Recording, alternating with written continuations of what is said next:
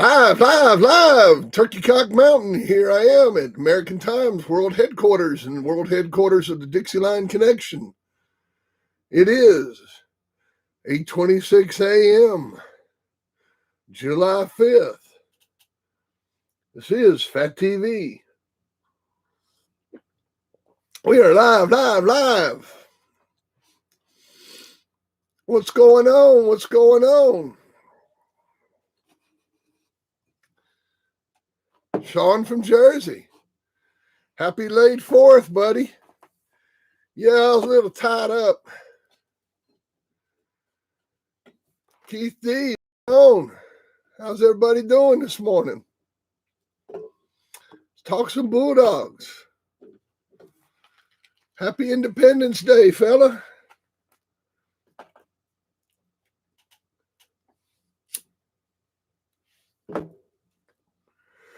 Happy 4th of July, y'all. I tried to get on yesterday. I was so busy. I didn't get a chance, so I thought I'd come on early today.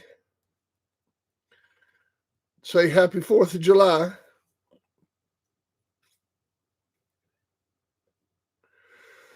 I'm sure y'all had a good time with your families and your friends and your barbecues and your fireworks and all that good stuff yesterday. Hope you had a good time with your families.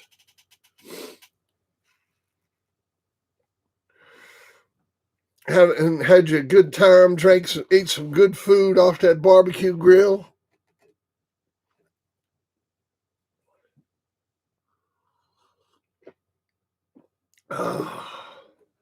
Man, I made me a couple big old burgers and had a good race to watch yesterday.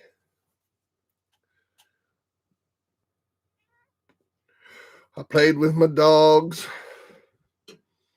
I went to go see some fireworks. And we had some local fireworks around here, and I went to go see those, sat in the car and watched the fireworks. And it was just some old local boys shot off some big fireworks they'd got in Tennessee. Hell, I'll be honest with you, man. This week, marijuana went legal in Virginia, and I've been smoking it out, man. Yeah. So, but it's the morning show. Coffee time. What you up to, Sean? How you doing this morning?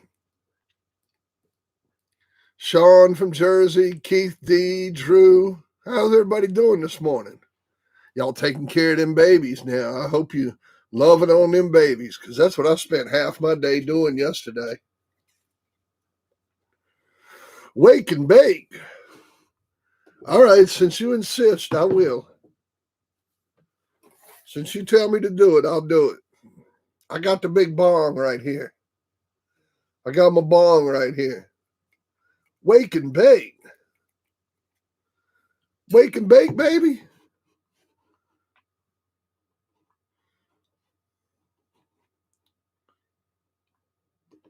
Wake and bake. That's what I should have done this morning, was set up outside. Rise and shine, baby. That's a good idea, Sean. Next time I do a show, I'm gonna set up outside with the dogs. Good morning, Sir Staffa. Good morning, Americana. Good morning, Peter Parker. Good morning, my friends. Hell yeah, that's a good idea. I'm gonna pack me one up right now. Wake and bake, baby.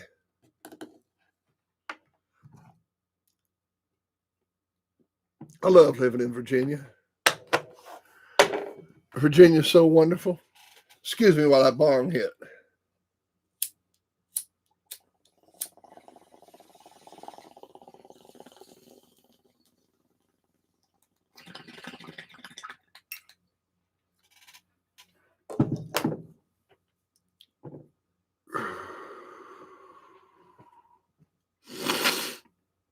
Ah, there we go.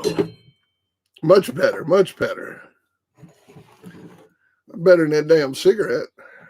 I might have to roll me a fatty up.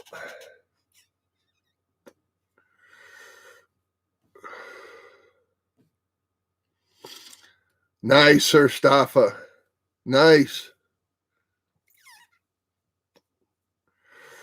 Whoa.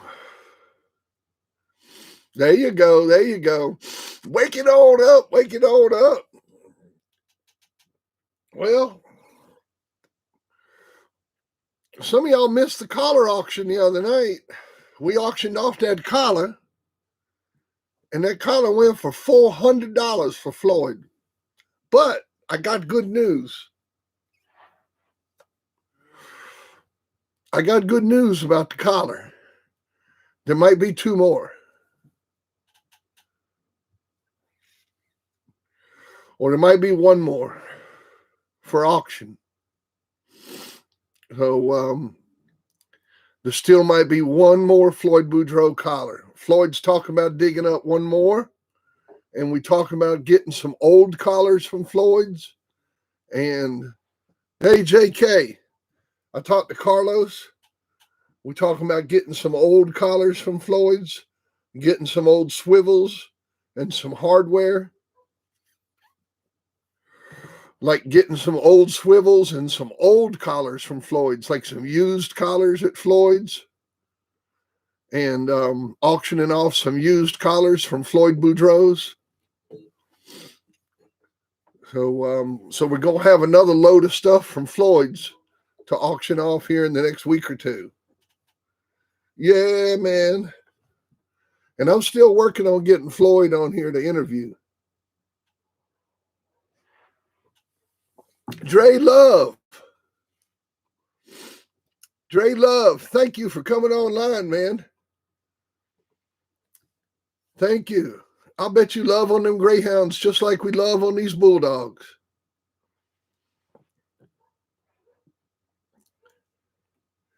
Oh, it's coming. I talked to Carlos yesterday, and it's coming. We got some cool stuff coming from Floyd. So we'll definitely have some more stuff from Floyd. So what else is going on? Let's change the subject. We're doing really good. Well, one thing, let me finish up. We're doing really good with the Floyd auction. I want to thank everybody with all their contributions that they're doing to Floyd Boudreaux.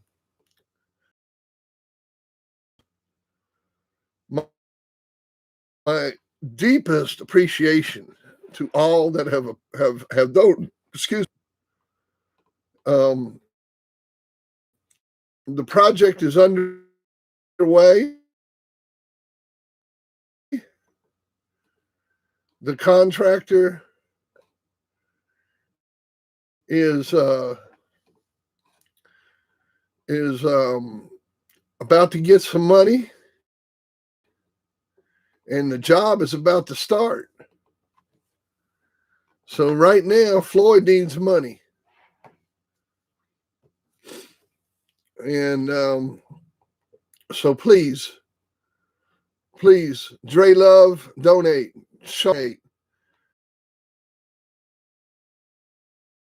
All y'all send $10 today.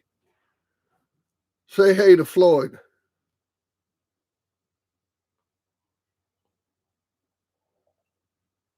Every $20 you donate, you get a ticket for that puppy. And and remember, if I win the puppy, we're going to auction the puppy off on this channel. We're going to auction the right off to get this puppy on the channel. So we're going to have a big auction for the puppy. Good, Sean. Good. Well, get you some more tickets, Sean.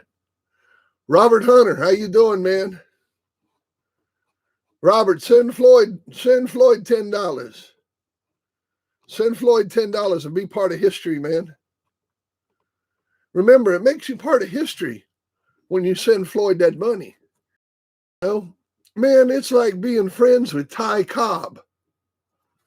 I mean, wouldn't you have enjoyed getting to help out Ty Cobb? You know, Ty Cobb, Babe Ruth, you know, the originals, the greats. He's right there. And every day when you send up some money, he sees your name. He knows it's you. So let's get together, people, and keep on pushing this project because we're going to get it done. I want to see $10,000 by August. And, you know, if I got to go out and pick up cans on the side of the road, I'll do it. But I want to see $10,000 by August. Time for another cup.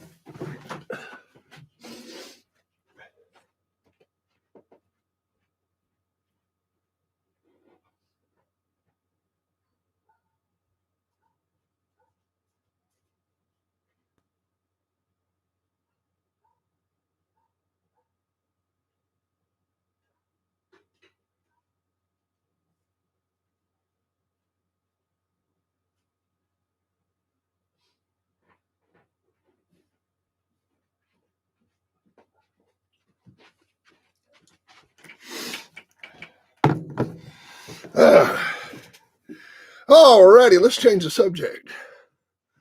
Let's talk about dog houses. What kind of dog houses is everybody using?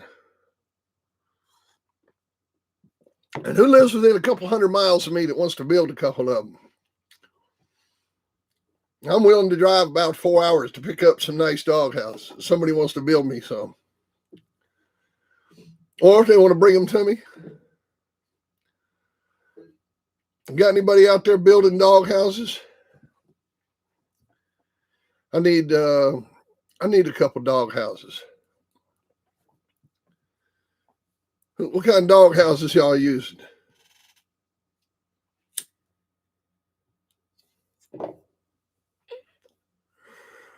I need like 3 little dog houses.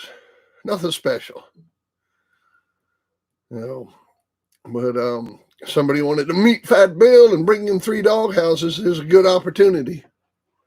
Otherwise, I'll just knock them out myself. So,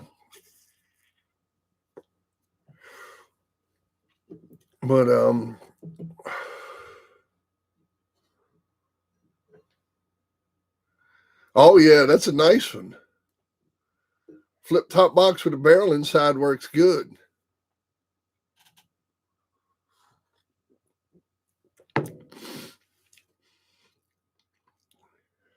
Oh yeah, I like the barrels. I'm just moving away from them. What I want is those little wooden dog houses that you lift the top off to get the stuff out, clean the stuff out inside. You got the little tops that you lift off. That's what I'm looking for. I need 3 of them. You know, they're to put out in my front yard. Shoot.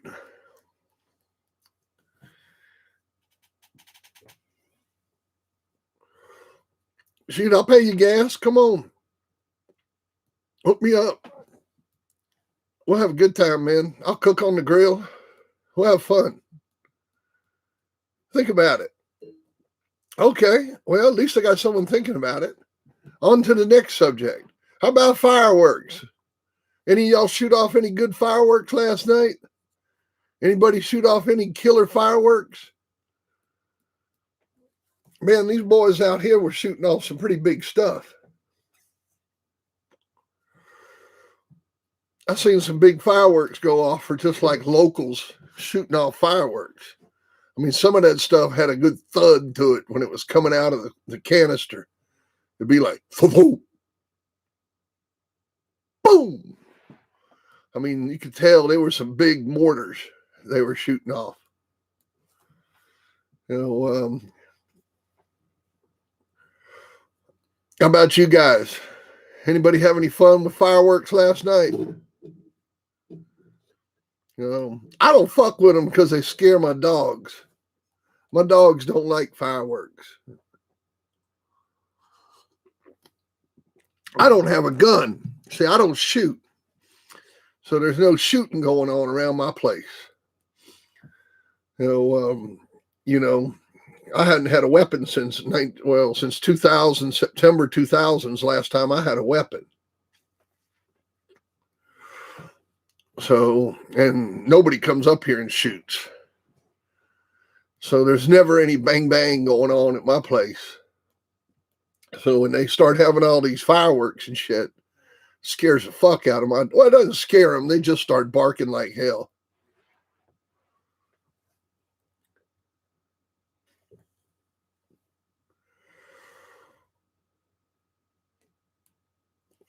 Yeah, that's what I mean. They're not scared of them. They just fucking bark.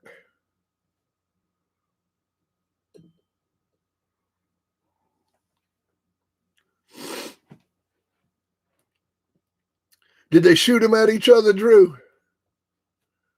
Did the kids get to shooting them at each other? I know my brother, whenever he would get them Roman candles when we were kids, man, he'd chase me around the yard. Me shooting them fuckers at me. I'd be running like hell. Fucking Roman candle things bouncing off of me. Bam, bam, bam. My parents over there laughing like hell. Get him, get him. Bam, bam. These kids playing laser tag. They don't know shit about laser tag. Get your brother shooting Roman candles at you out there in the front yard. That's your fucking laser tag. I got your damn laser tag. I remember that shit like yesterday. Fucking Roman candle hit you in the neck. Bam! Run, motherfucker, run. Oh, yeah. Roman candle wars, man.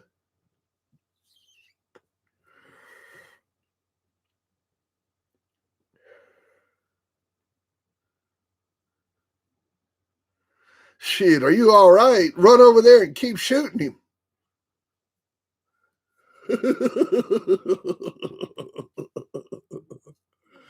Man, we did all kinds of crazy stuff when we were kids. These kids don't know about having fun. Firecracker fights, throwing whole packs of firecrackers at each other. Bottle rocket fights. You ever have BB gun fights and shoot bottle rockets at each other? You ever have that when you were kids, have BB gun fights and be shooting bottle rockets at each other like you're in a war?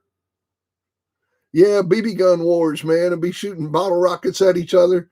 Shoom, shoom, shoom, shoom. Oh, man. That shit was fun.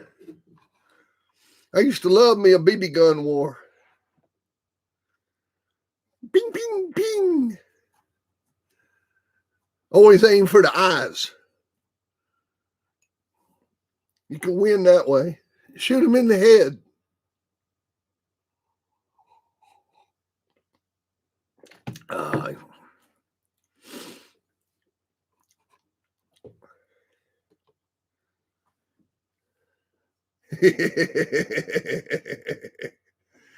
Shoot, man, I had my CO2 gun.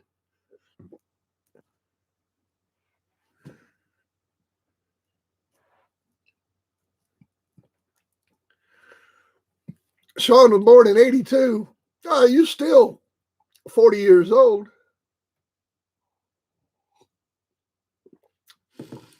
You remember the fun. You were a little kid in the 90s. Oh, yeah, paintball, man, that shit hurts. Yeah, we did the paintball stuff. Oh, we got a paintball place right down the street from here. Man, that'd be fun to have everybody over and have a paintball war.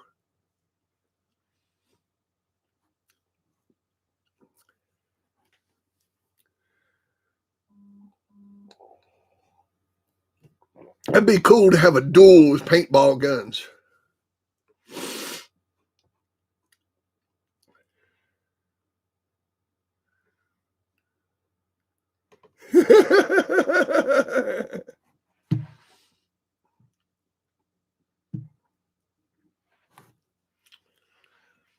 Yeah, man.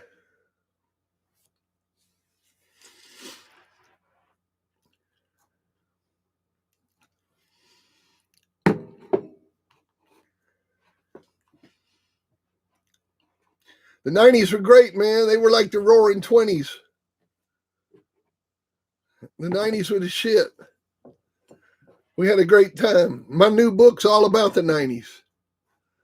It's going to tell you all about them. We had a good time in the 90s. My new book really focuses on the 90s and about what went down with the dogs during the 90s. During the 90s, the dog game was wide open, man. And, you know, there were a lot of people in that time that are around now that could have done something, that didn't do nothing, that nowadays they act like they did something. Yeah, man, they didn't do shit. And then there were a lot of people that were around back then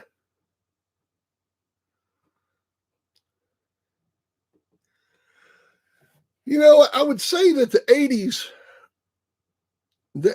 man, was a great era for the dogs. The 90s was like the peak. You know, it was almost like the end of the dog game, in my opinion. The dog game changed after the 90s. The 90s was the end of the pure dog game, where you could match a dog for $500 into one of the best dogs in the world. Heck yeah, man. I think we ought to have us a damn pig picking. Well, not a pig picking. I don't like using that term anymore. But I think we ought to have a get together and have us paintball thing at the luau. Yeah, we're going to have to arrange that. We're going to have somebody come in with some paintball stuff. Supply us with some paintball stuff while we have our get together. That's a killer idea, Sir Staffa. I'm going to have to put that on the list. Paintball.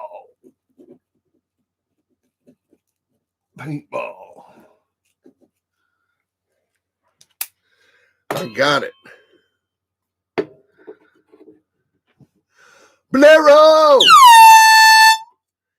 There you go.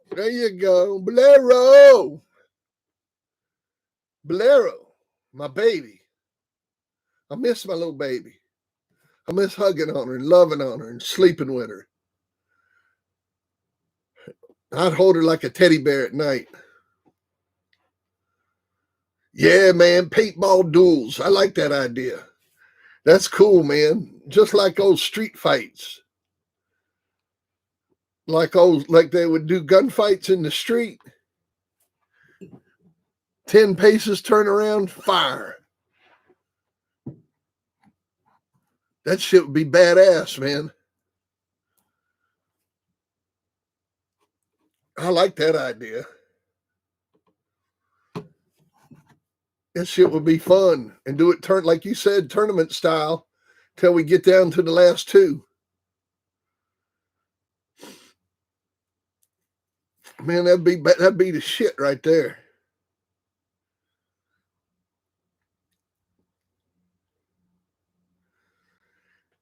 Terrence, what's going on, man? Who's going to say it's time for the next bong hit? That's what I'm waiting for. Don't we have to take a second bong hit to wake and bake properly? Who's going to announce the second bong hit of the morning? Wake and bake, baby, wake and bake. Yeah, that would be cool, man. But yeah, in the 90s, man, I'd have to say that the 90s were we saw so many great dogs go during the 90s, and it wasn't all this stupid money, you know? It was it was time for another cup of coffee.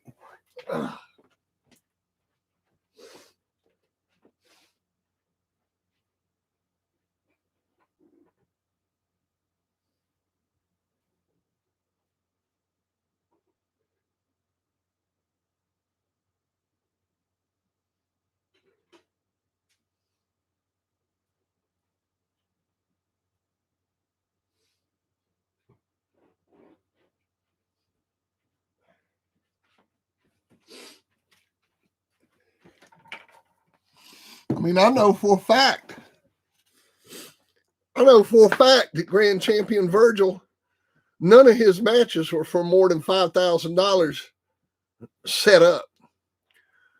You know, like that's how much he went for, like the setup of the match was no more than $5,000. You know, I didn't have a match during the 90s for probably more than $2,000 or $3,000. Like what I hook up. And, you know, like for instance, you know, it never was about the money. It was always about the Bulldogs.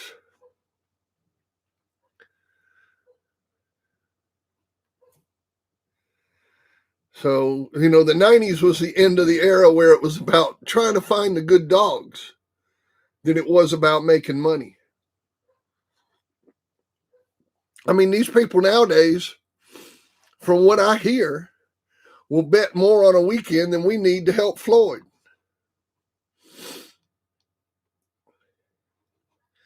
Eric, my man. Good morning. Thank you very much, sir.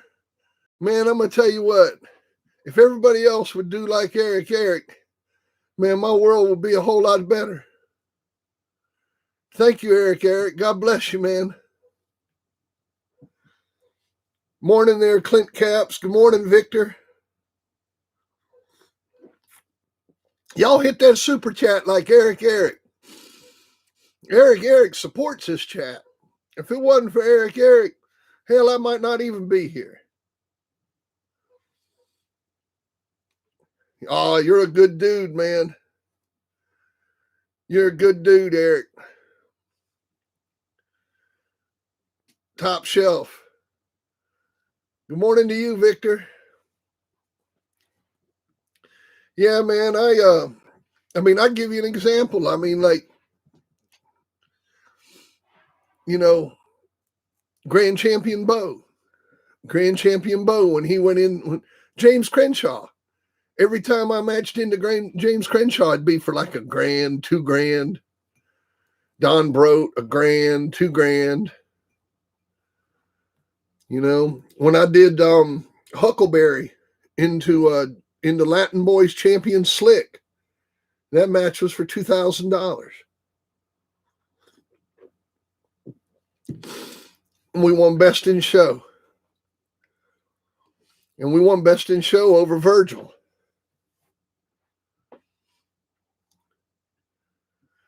You want to hear about the Brute match with Beau? Well, first you got to hear about Beau.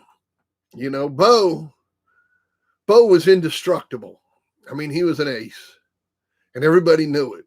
And whoever met Beau was going to lose. And you knew it. I mean, when he beat that tank dog in 20 minutes, everybody knew they were in trouble. So we've been calling out Brute. We've been calling him out. You can read the magazines where we've been calling him out. We've been calling him out in What's Up, and we've been calling him out in the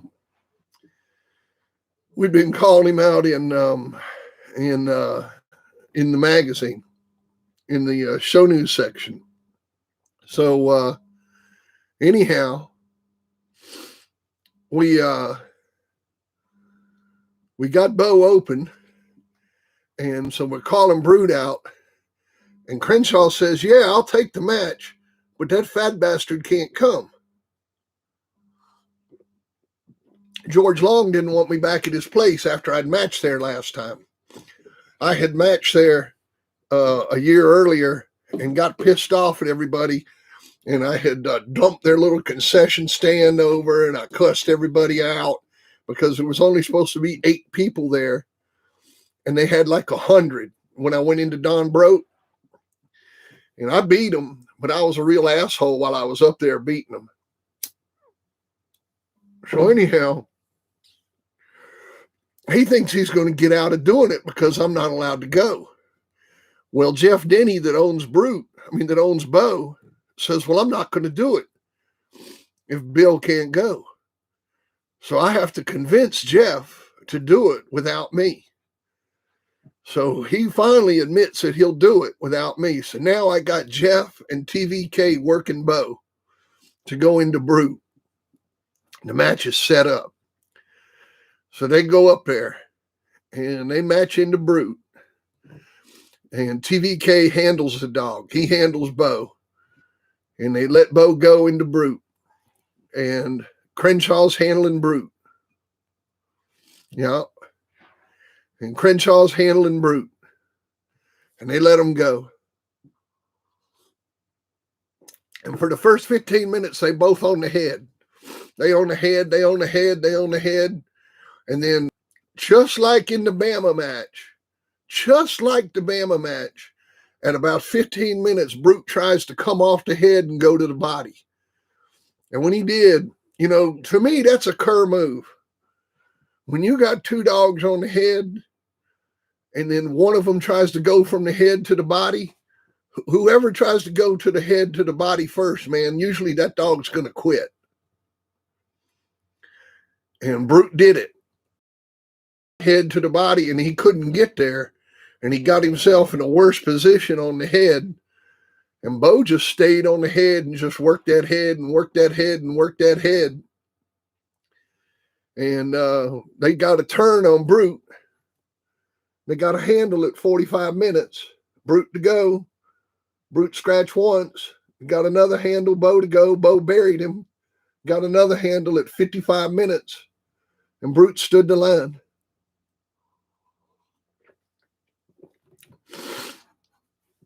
And that's what happened. And when it was over, they said, all right, I'm going to do the match report. And Crenshaw said, well, you make sure you put the dog down as Scarface Al. That's not Brute. And so at the beginning of the match, they called him Brute. And by the time he loses, they changed his name to Scarface Al. And that's the Beau match. And into Brute, into Crenshaw. That was the third time we had beat Crenshaw. That was the third time we'd beat Crenshaw with a dog I bred. Or a dog of my breeding. So, because I didn't breed the Miss Pistol dog. That just was my Bolero blood was in there when I beat that Miss Kitty dog.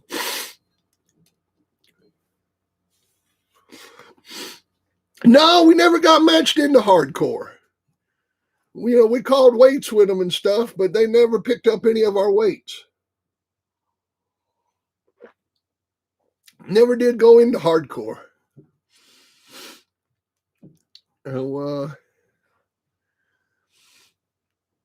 Hardcore Mike never went into him. Would have liked to. Would have been glad to. I mean, I'm sure they were good competition. But never did run into those guys. They never picked up any of our weights. And when we called our weights, yeah, you know it, too busy deer hunting. Victor.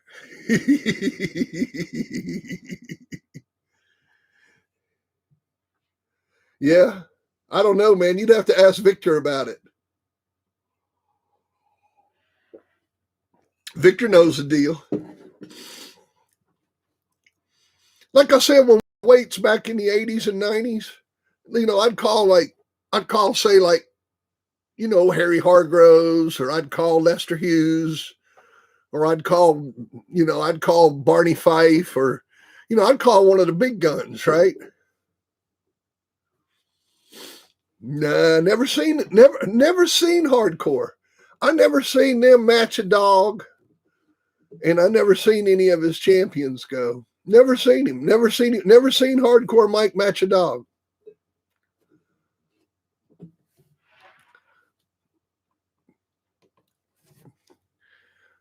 Yo, Barney Fife. Oh, Barney Fife, man. Ben Calapi. You know. How you doing, David? You know, but I'd give the weights to him, or I'd give the weights to Irish Jerry. You know. Old Joe Healy, man, with them bumblebee dogs. I got a pup from him years ago. Well, a buddy of mine did. We got one right off that bumblebee dog he had back in the 80s. I know Joe Healy. Well, I knew him. He had some good shit, man. My buddy Jim Maxwell got a pup from him right off of that bumblebee dog. It was a long time ago, man. That bumblebee dog, he looked just like my Arpeggio dog. James Dean, what's happening? Rack City, what's going on? Well, LG, man, I mean, you know, they top of the line. I mean, you know, if you want some good dogs, LG's top of the line. I'm not sure who you're talking about with Tucker.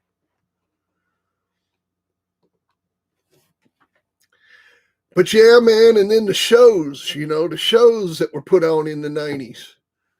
Oh man, we'd had the best shows. And we never charged no gate. When I put on a show, I never charge gate. I hear about all this stuff, people charging $500 to get into a show and $300 and all this shit to get into a show. Man, I'd put on some big shows and I didn't charge a fucking dime. I made my money in the pit.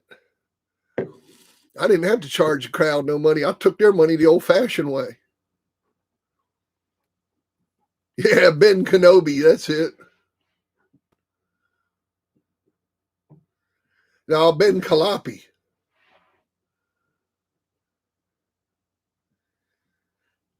Boy, he was a smart guy now.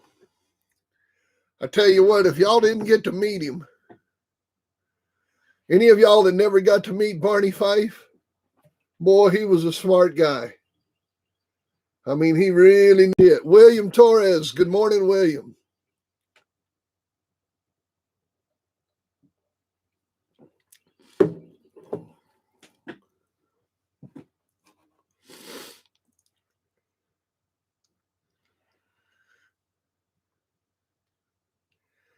The connection between Barney Fife and St. Benedict Kennels is that Barney Fife and St. Benedict were brothers. Barney Fife is Ben Calapi, and St. Benedict Kennels is Matt Calapi, and they were brothers. That's the connection. Is that Matt and Ben Calapi were brothers. Ben Calapi's, of course, passed away. Matt Calapi still alive, St. Benedict Kennels. Y'all hit that super chat like Eric. Yeah.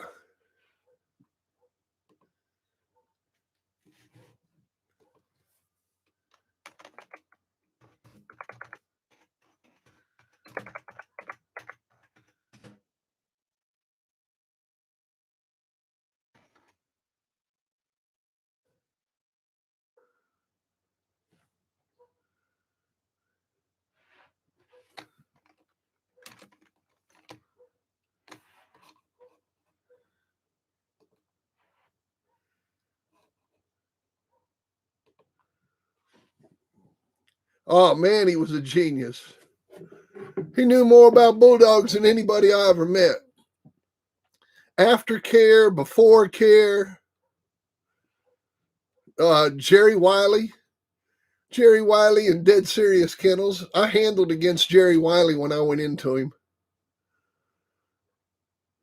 Rack City's question is, who owned Cochise when I went into him? And I went into him. Jerry Wiley and Mike owned him. Dead Serious Kennels, And they beat me in an hour when I matched Grand Champion So Evil into Grand Champion Cochise.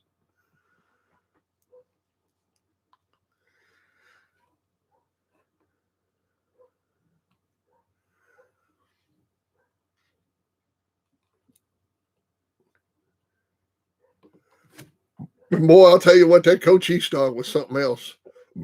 Good old-fashioned dog. You know, just steady.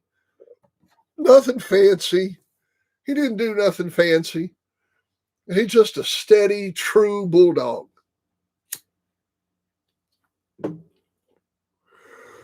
And not only was Cochise a great show dog, but he was a great producer. And I think he produced that Grand Champion Richard Ramirez. And he's produced several other good dogs. Mob Style, good morning, good morning. Well, I imagine that's pretty good, Rack City. I like that Cochise dog. If something happened to me today and like I lost all my dogs, say like just something magical happened and I didn't have any dogs and I had to get some new dogs, I wasn't having something down off that Cochise dog.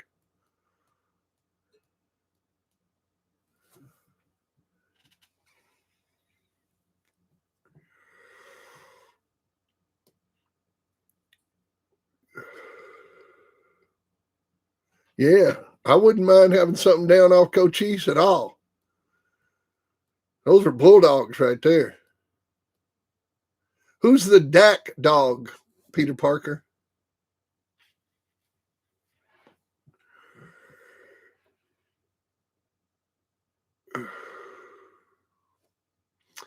No, I never saw a Grand Champion Gabe race. Now, one of the dogs he lost, one of the dogs he beat, I beat. And then the dog I beat him game. He lost game, AK-47.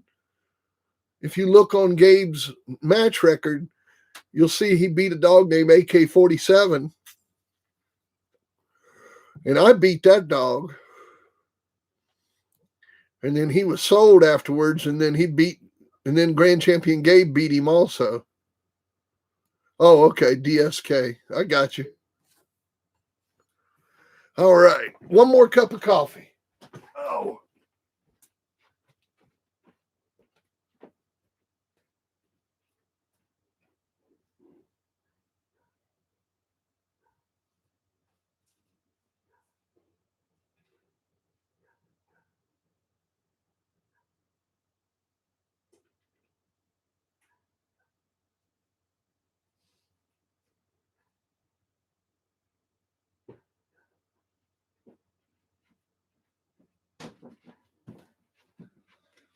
I drink my coffee hot and black. Oh.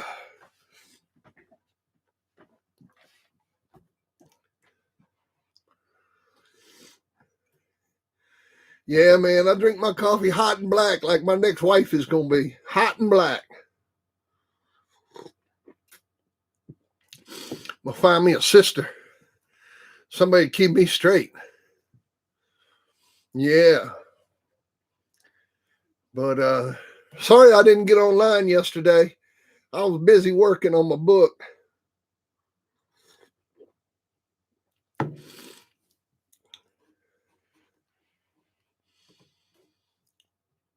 KC Carter, what's going on? Yeah, man, my next ex-wife. I love it hot and black.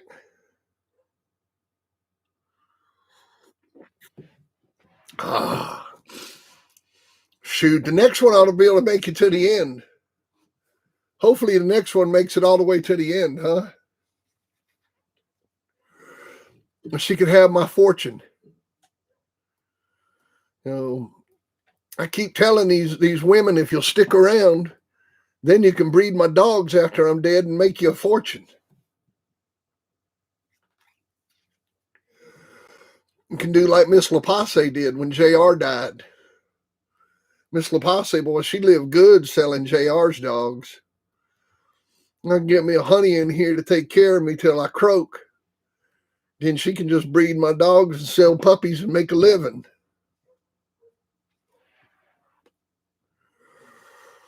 Mike Dan, what's going on?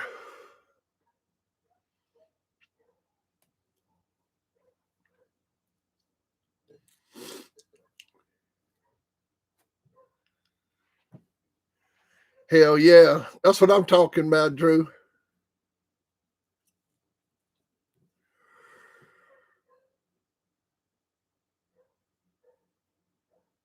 Kroger coffee's good. I drink a coffee called Black Rifle.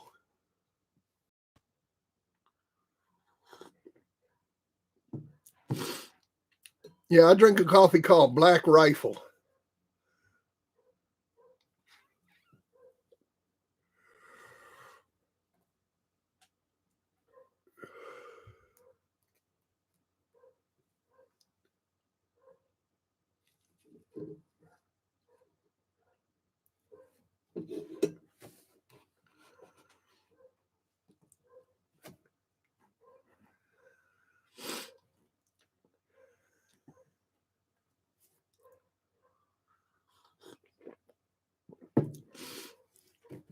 What do I think about Boomer Rum? You talking about the Cottingham dog, Dan G? Well, LaFonda's sister, that's who I want. That's who I want. LaFonda's sister, LaFonda's daughter be good. LaFonda's mama would be fine with me.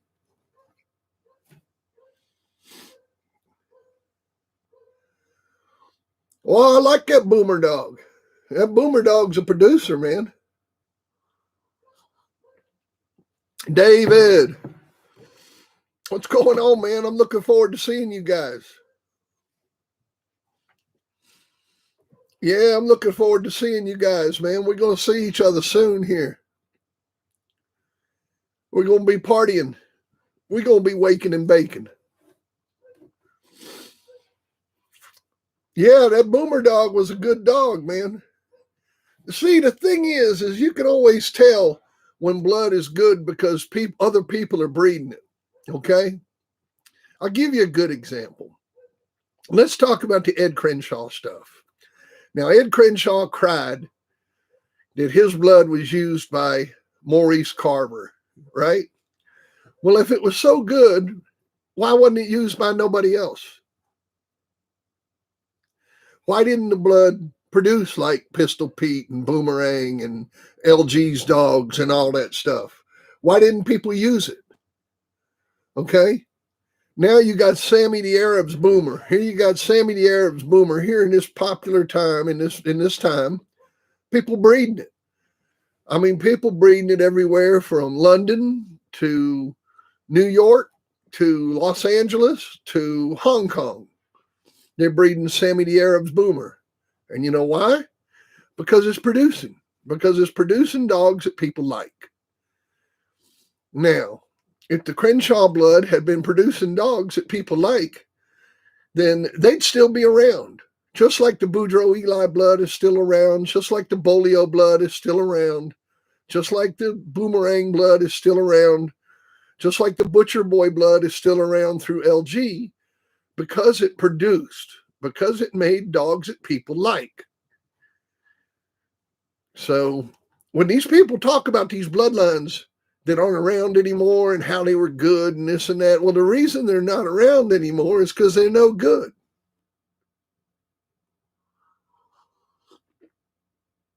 Don't let them bullshit you that they ever were.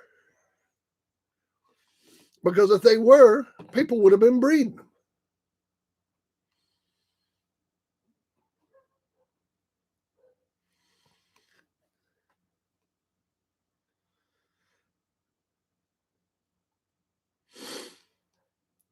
Oh man, we went through that Crenshaw stuff.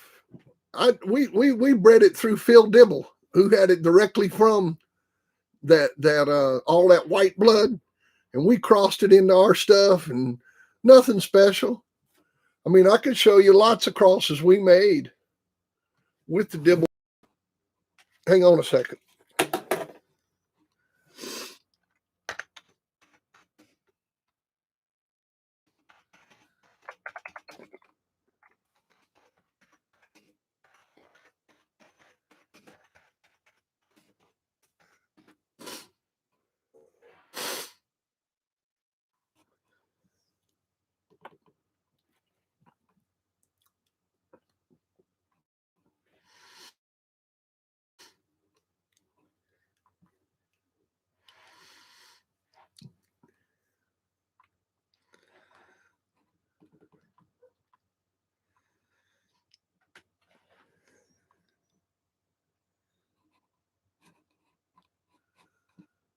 Let's see here. This is the wrong one.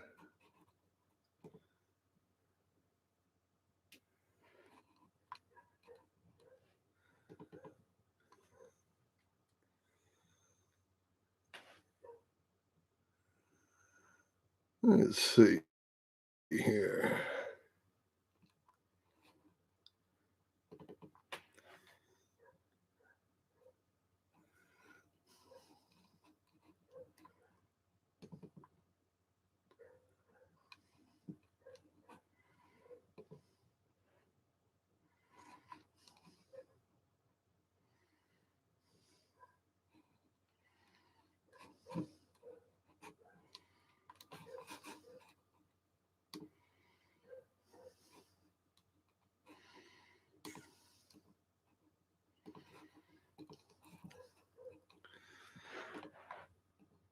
Here's some of that. Here's some of that stuff right here. But I'll tell you,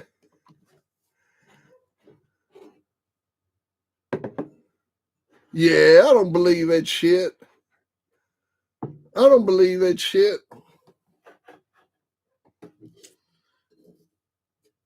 I don't believe none of that stuff, man. You believe that stuff?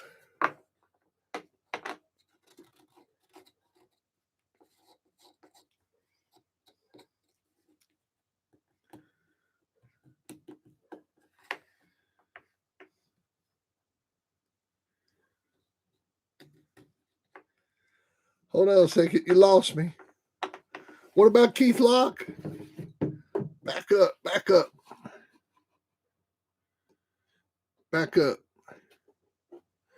Morning, Bill. There's Sammy there. Mike. Bingo to Cream. Did you like that Dynamite Blood? Yeah, Dynamite Blood's pretty nice. I've seen some dogs off of it. It looks good. You think that just a useful cross in the dogs like Paladin and Art. I like the Paladin and Art stuff, man. If you can find it, you know, the Paladin stuff through the Tyrone blood, the Art blood through the Niggerino dogs.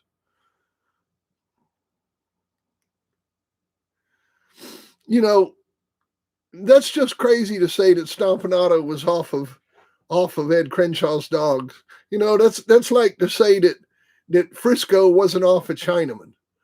That a breeder like that is gonna take his main stud dog and be off somebody else's blood. Come on, man. Come on. Yeah, I don't believe that. I don't believe that at all, man.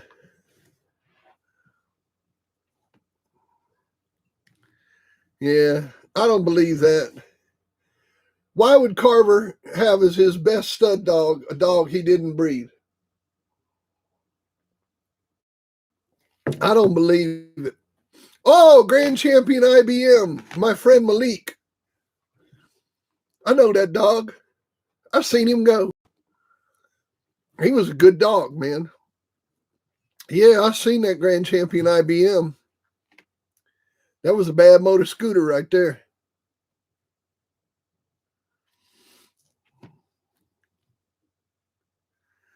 Yeah, Mike Richardson would tell you a whole lot if he was alive. Fucking told on a bunch of people. Motherfucker. Paladin and Art show Ed Crenshaw blood on paper through their mom. Oh, I like them a cool Butcher Boy stuff. Boy, what's going on, man? Oh, we're just talking Bulldogs, man. We're talking Bloodlines. Whatever Stompanato was,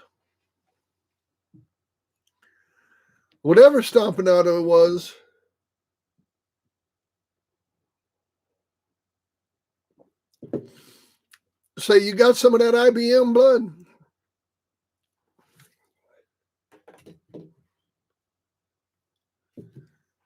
Y'all hit that like button.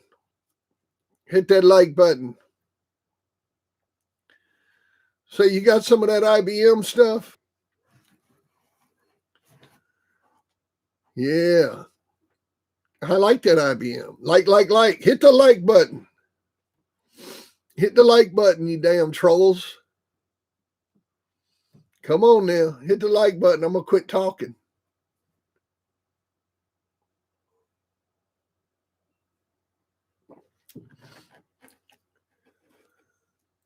Oh, man. Butcher Boy stuff is the shit.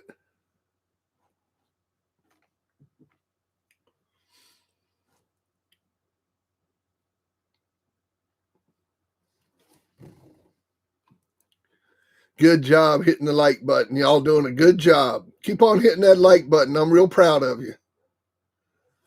Proud as punch. Well, I mean, Ed Crenshaw had his place. There's no doubt. But to say that he was a dominant breeder, to say that he had the impact of Maurice Carver, or that he had the impact of James Crenshaw, or that he had the impact of Tom Garner, I think is a misnomer. I think that, Ed Crenshaw, he had the impact of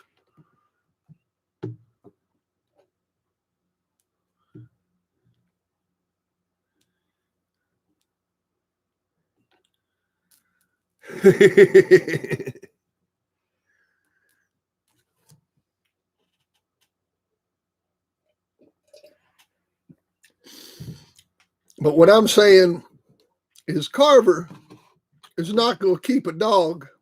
It's not his blood.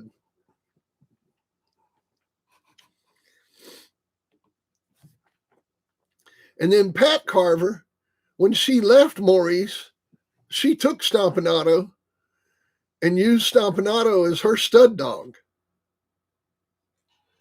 Stompanato was Pat Carver's stud dog when she left Maurice.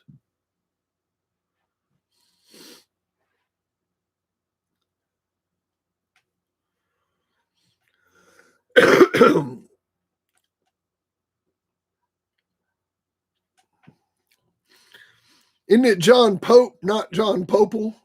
Isn't it John Pope?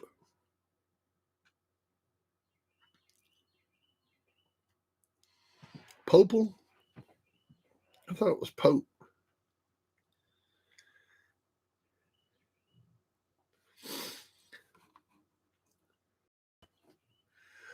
Well, I tell you what, I got my modern day Stompanato. I got my boy Donald. And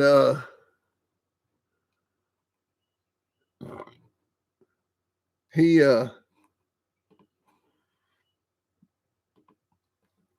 Heavy D, what's going on? Hey, this is my modern day Stompanato. You can come on up here on the mountain and get you some of that right there. Well, the T-Bud stuff is still around. Cardenas and them had it. But all them guys were chasing that. When Cardenas died, when Arnaldo passed away, they were all chasing after that morphin blood with the Hooton's hard times in there.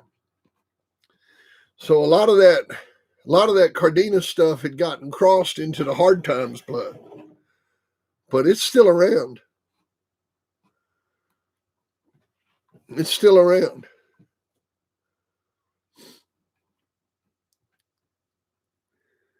Who was the best bulldog man I ever had a chance to meet? Well, I'd have to, Norman Hooton comes off the top of my head first. I mean, when you ask me that question, Norman Hooton, he did it all. Spent quality time with his animals, was a great conditioner, was an honest man, was a fair man. I'd have to say he was the best bulldog man I ever met.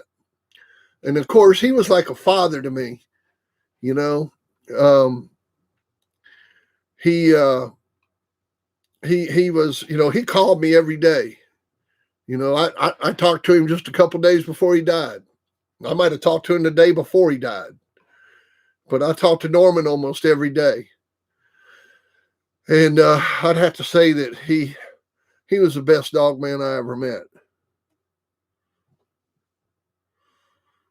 Yeah, he was the best dog man I ever met. There's no doubt about it.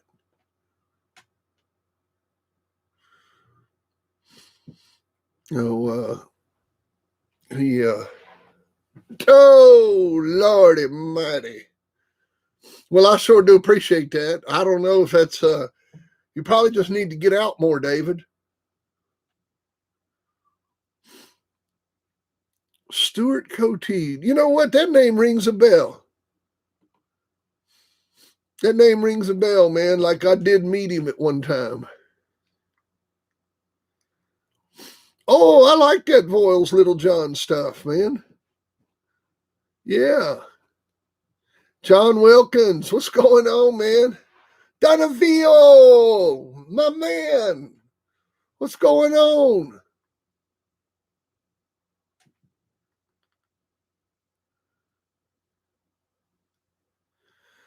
What did he have between Butcher Boy and Jailhouse? Well, he was out of the dogs. He had gotten out. And he was out of the dogs between them two. And he had before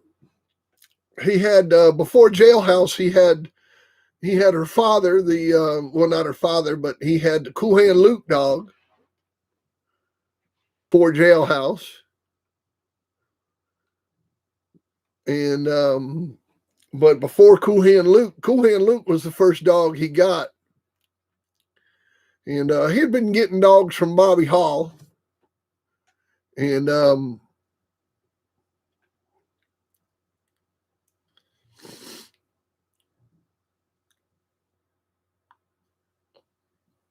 not saying that Carver put together honest papers. I'm saying that Carver put together honest bulldogs. From everything I learned from Carver's friends, this is my information from people like Norman Hooton and Baker Davis and people that I know personally that knew Maurice. Okay.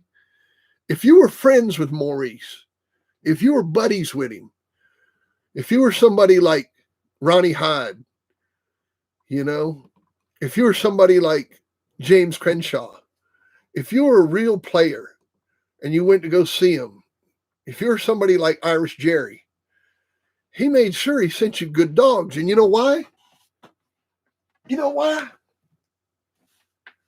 Because Carver would run an ad in the magazine that had a list of all his winners. I'm trying to find an old journal here where I could show you. But for a lot of y'all that don't know, when Carver was running his magazine, when Jack Kelly was running the magazine, Carver would run an ad that would have all his winners. Okay? And he'd run a list of his winners in a full-page ad in the Sporting Dog Journal. All right? And every issue of the journal, he would run an ad. So like this is a 1977 journal, and he's got a list. Indian Sonny's Stu Fowler, Indian Sonny's Gringo, Indian Sonny's Rastus, Baker Davis Shivo, Enrique Morfin's Cappuccino, Enrique Morfin's Odin, Ron Petronelli's Gus, Ron Petronelli's Fox, Ron Petronelli's Suboy, Ronnie Hyde's Meanie, Irish Jerry's Champion El Lobo, Irish Jerry's Buckskin, Ed Weaver's Leona, Baker Davis's Sonny Boy, Baker Davis's Cowboy. And it just keeps on going. And so Irish Jerry's Honey Bunch. Tom Keys Jeremiah. And the thing is that he ran a list of all his dogs. Okay. So, and he would run an ad, and the ad would say, the outstanding achievements of these dogs has been winning over 80% in the last 25 years. All a matter of record. You can be sure of acquiring the same dogs I've had open to match at all times. I will not be responsible for dogs advertised or sold under my name except those ordered directly from me. I've just started selling dogs from my kennel the last 4.5 years. So, but he would run these ads, and he'd run these ads. So he would make sure that the good dogs went into good hands.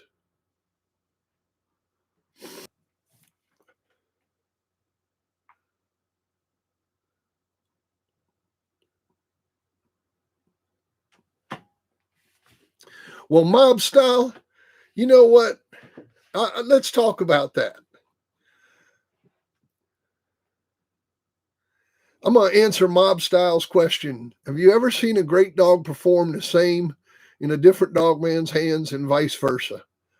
You know, to me, the sign of a great dog, a truly great dog, is a dog that can be handled in anybody's hands. That anybody can take that dog and use him. You know? That's the sign of a great dog. And me personally, I can tell you about a couple of them that I did.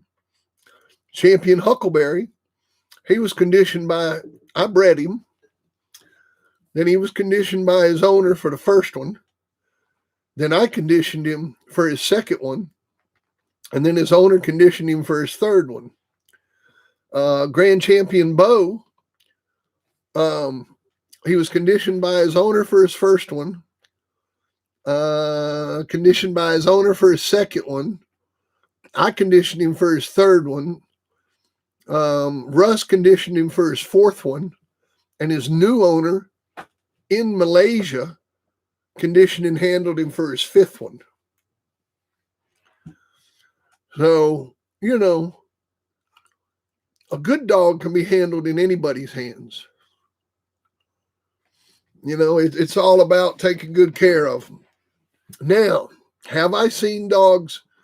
And then I can give you a dog that didn't belong to me. I've seen Fergie's Bronson win his fourth over Bunce's Tadpole. Went an hour and 45 minutes, I think it was. And about a year later, I got a hold of that dog. And I matched him into a son of Chinaman and won with him in 3 hours and 9 minutes. And that wasn't even my dog. I just matched him. So, good dogs can be matched in anybody's hands as long as the person's got competent hands. And the reason I say that about competent hands is that a lot of times when you see a great dog that doesn't perform properly in another set of hands, it is 99% of the time the handler and the conditioner that's fucked up something. They fuck the keep up. They fuck up handling. They fuck up the environment. They didn't love on the dog right. They didn't take care of their animal. They didn't listen to the people that worked the dog previously and worked the dog the same way and use the notes. You always got to use the notes when you work a dog that someone else used. And, you sit there and try to take a dog that's been worked by 3 other people and work it a totally different way. Oh, well, I know what I'm doing. I'm going to do this and do that. And da-da-da-da-da. That's a good way to fuck up a good dog. So, you can mess up a good dog and that doesn't show right later on.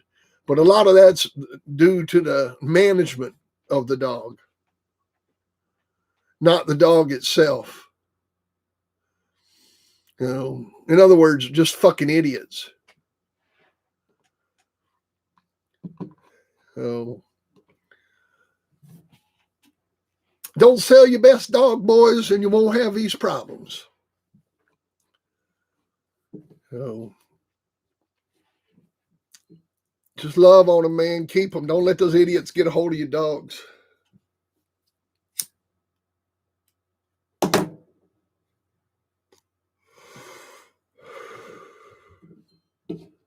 Peter Parker. Peter Parker. Marcus are great. What's going on? Okay, Peter. We'll see you later, man. You have a nice day.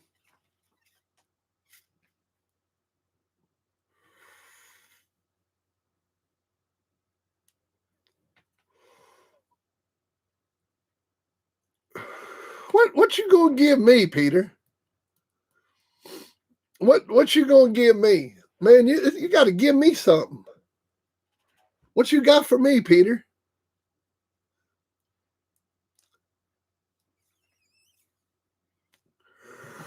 Hit me with a super chat, man. Hit me with about a $99 super chat, Peter.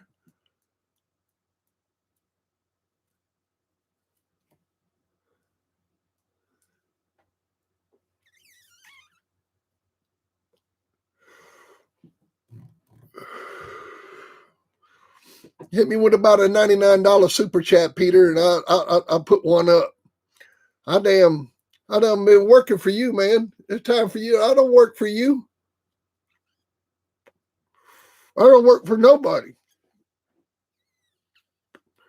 It's a friendship thing. See, it goes back and forth, back and forth, back and forth. I do for you, you do for me. I do for you, you do for me. And all I've been doing is for you. Fucking scanning pictures. So hit me up, man. Hit me up.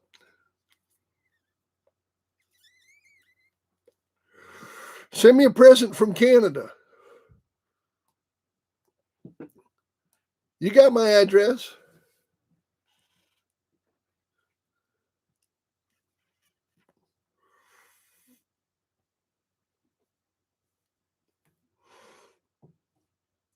Shoot, man. I'm wondering when you're going to make an offer for all the original pictures. You know, you can get them. You can get the originals, man. Look, I got Hollingsworth just hanging here on the wall.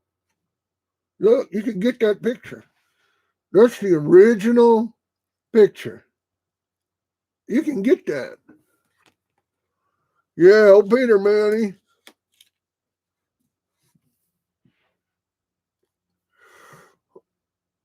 Old Peter disappears when I start talking about damn kicking out that cash. Yeah.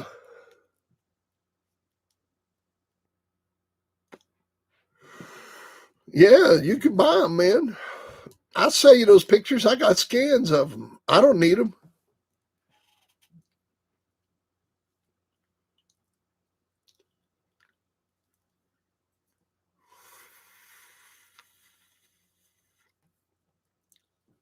Yeah. That shit don't matter to me.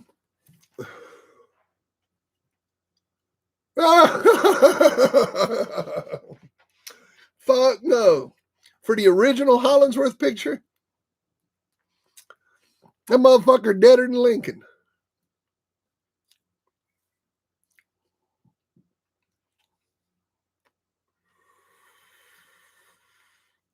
I'd have to have $1,000 for that picture, man. I mean, for that one picture, I'd have to have $1,000. For that one picture. Yeah, man. I mean, because you get rights to the photograph. That's your picture. You can make cards out of it. You can make posters out of it.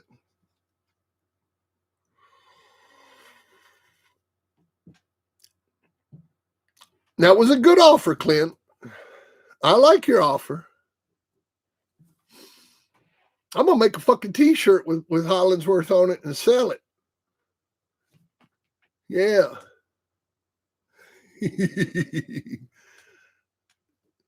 Oh, yeah, man. Mob style. I knew Pete Sparks.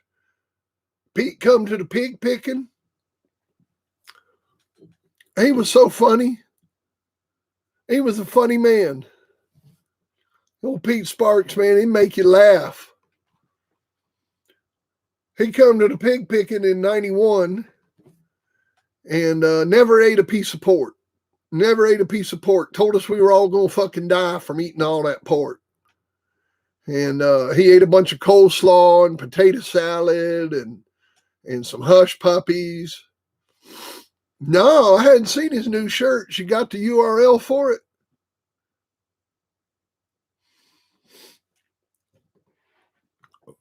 You got the URL for Danny's shirts? I'll put it up. I'll buy one.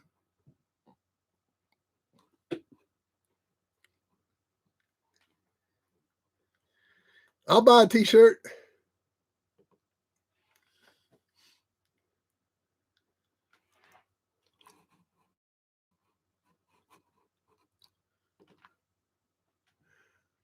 You're going to have to email it to me. You can't put it up on here.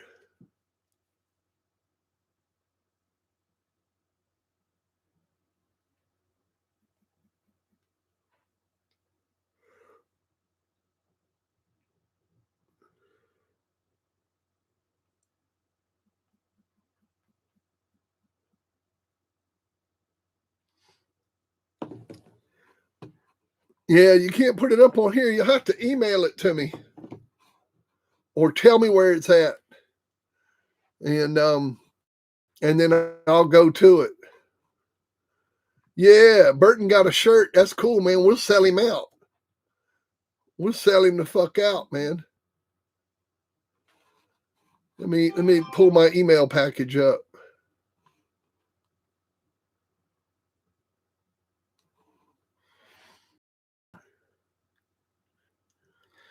Oh, Clint Caps. I heard that, man. Which one was it? Was it $100 Keep or Dogman 2000 or Art of Victory?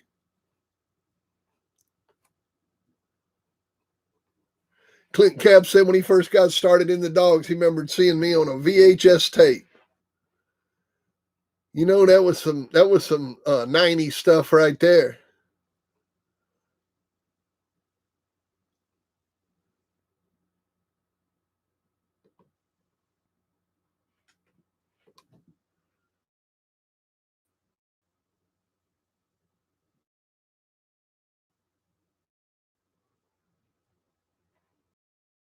Excuse me here for a minute while I'm pulling my email up on another browser.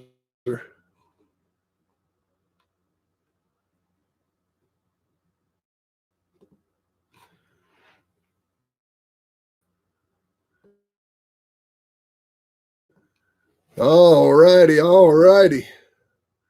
I'm back. You remember watching me on Whatever Happened to the Eli 3 dogs? Well, again,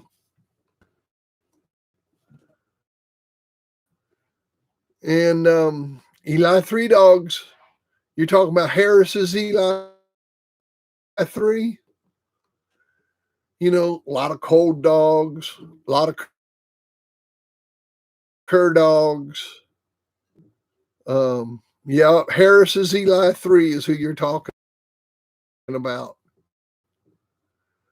A lot of cold dogs, a lot of cur dogs. It just didn't produce. Man, I'll be right back, y'all.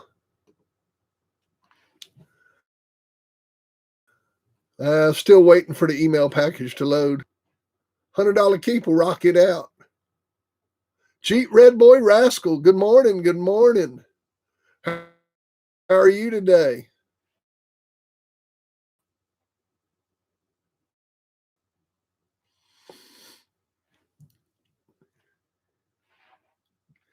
Oh, man, Dogman 2000 was epic. I mean, that's a 4-hour long movie. I mean, it's actually a movie and takes you all the way through Galty's experience going to the show. Let's see here.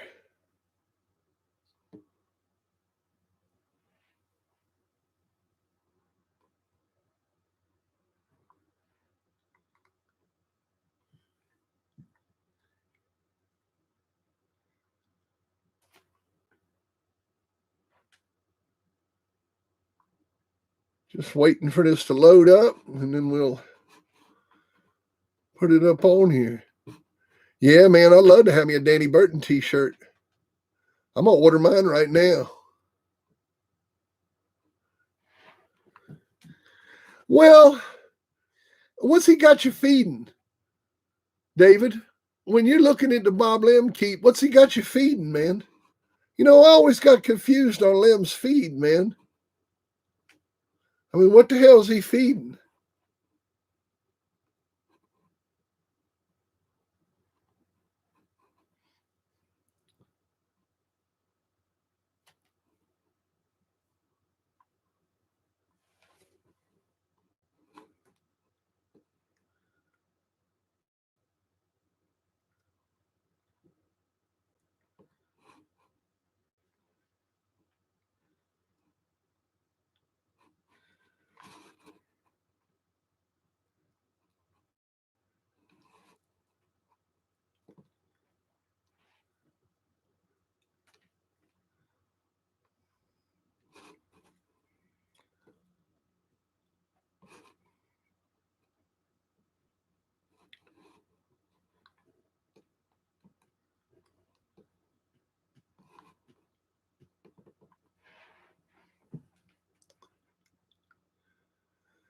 I'm trying to find a URL on here to order these things. Did you send me at Rack City? Did you send me a URL? Well, how do you order them? I see the picture, but is there a place to order them at? The shirt looks cool, but I'm trying to figure out how to order one. Did you send me ordering information?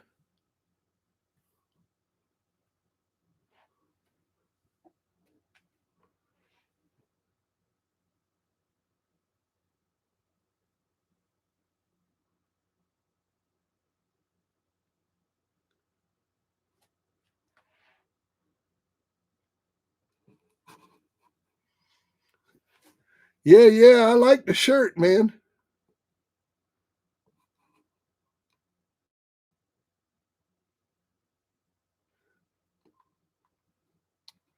I need a URL where I can order it.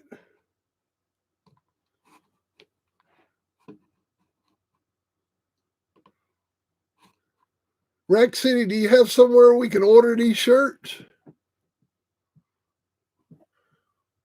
Yeah, man, we need somewhere to. I'll sell a shitload of them for them.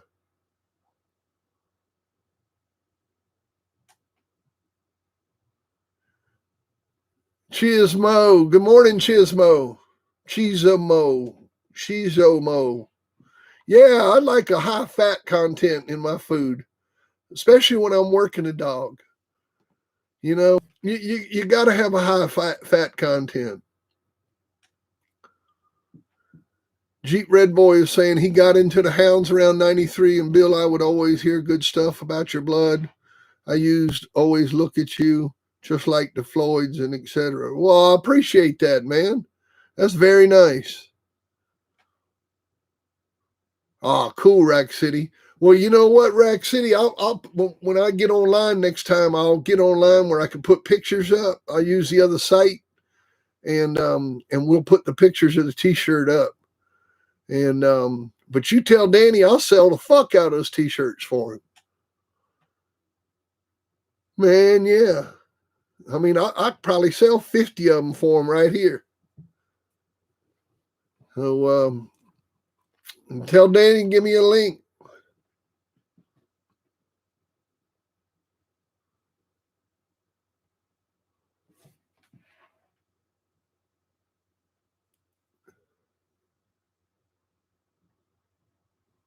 I heard that, Jeep Red Boy. I finally got a contract on some T-shirts. And man, the problem with making T-shirts right now are getting the blanks. Getting quality blank, man. My T-shirt supplier, that's what she has problems with, are getting the Gillian blanks.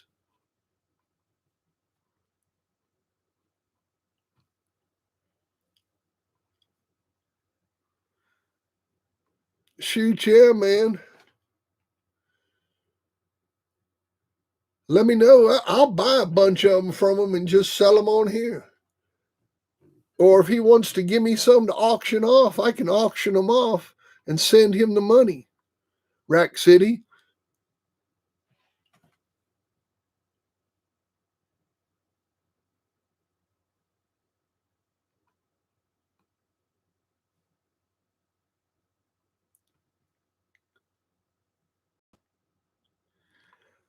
I heard that, Jeep.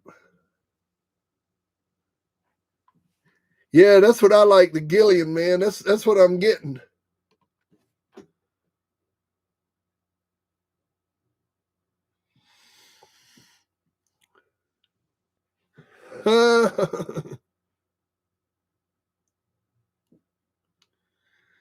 Yeah, get me one, man. I'll put it up for auction. We'll see. Woo, Bolero! Yay! Woo!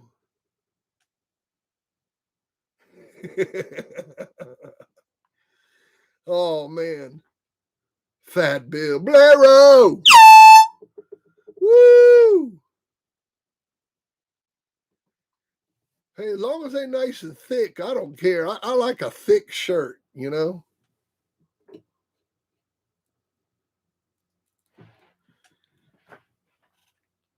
I'm going to go get a bottle of water. I'll be right back.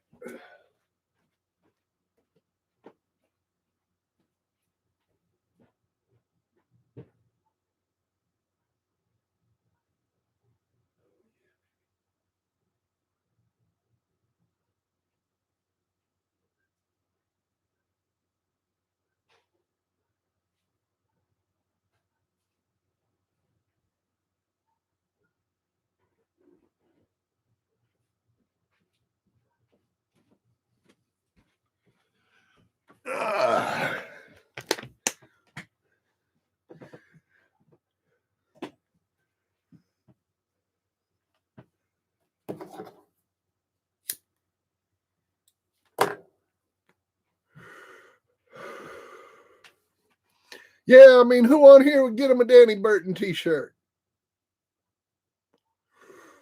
Hit the horn if you get a Danny Burton t-shirt. Say yes if you get a Danny Burton t-shirt. Who on here would buy a Burton t-shirt? Say yes. Say yes if you get a Danny Burton t-shirt. You know you would. You know you would.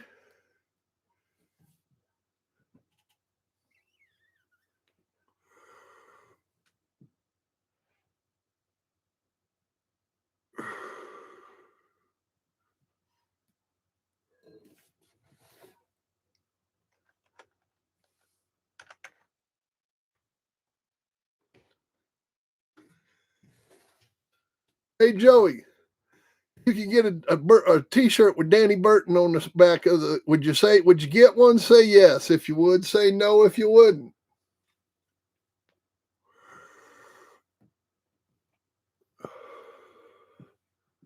Oh, you got a Danny Burton t-shirt. Joey's on top of it, man. Look at him.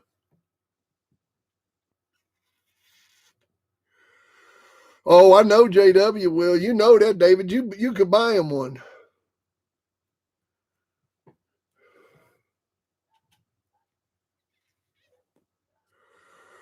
We'll support Danny. Yeah, we'll support Danny.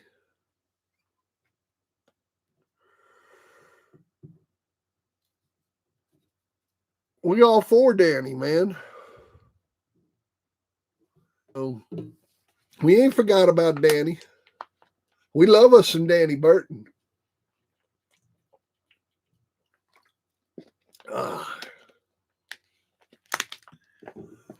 We love some Danny Burton.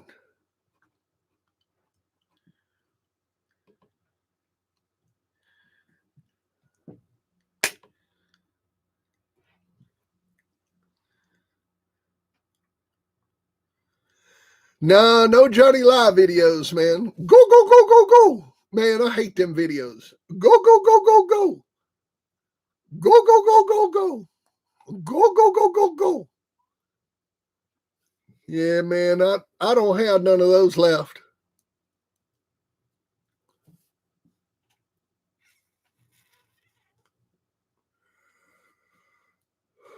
None left. None left.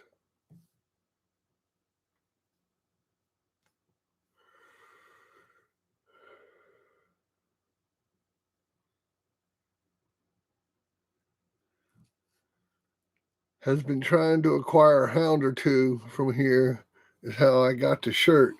He wants some of these cheese dogs. Trying to find the Boss Man video. Cheese dogs. What's the hell's a cheese dog, Rack City? What's a cheese dog? Cheesy dog? Time for a bong hit.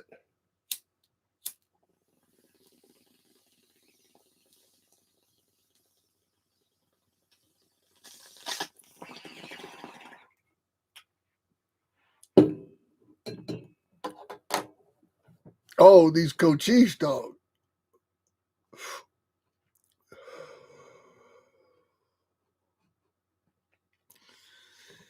Ah, Deep South. What's up, Deep South?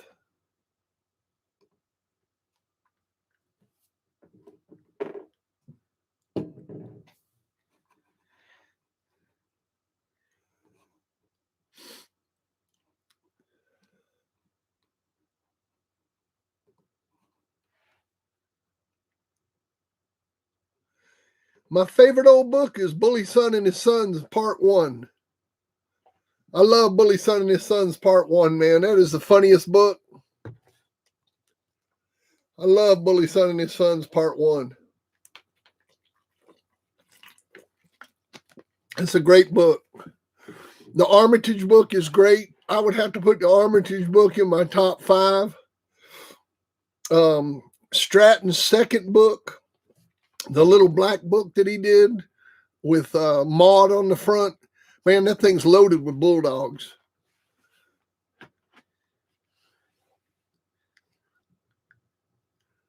Best Buy is having a sale on modern cameras. Yeah.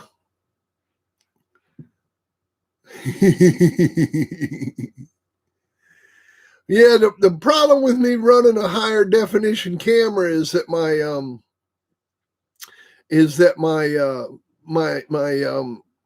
I've run a higher definition camera, David, and the problem is that my internet can't carry it. So we had a higher definition camera, and when I run a higher definition camera, it slows everything down. It slows the whole thing down, and it doesn't work properly. So I'm barely running enough power to run this live feed. All of this is coming through a phone line. So, and you don't want to see me in high definition. We did some high definition ones. You can go back and look at some of the ones we did in high definition. I mean, the only thing you're going to see in high definition is me. I mean, do you want to see me in high definition, baby? Ow!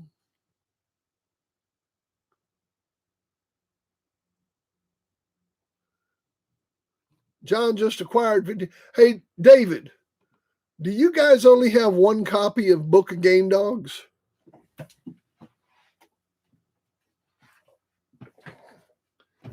David, do you guys only have one copy of this?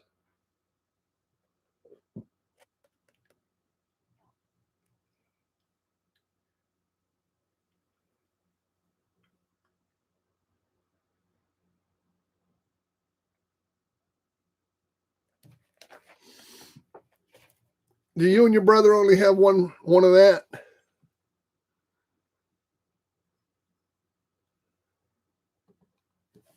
The Book of Game Dogs that y'all are sharing? Jay Cash, what's going on? Y'all remember now, you can get that green if you join and become a member. You get early videos. You get, hey, David Wilkins. Okay, you got 2. Okay, I just wanted to make sure.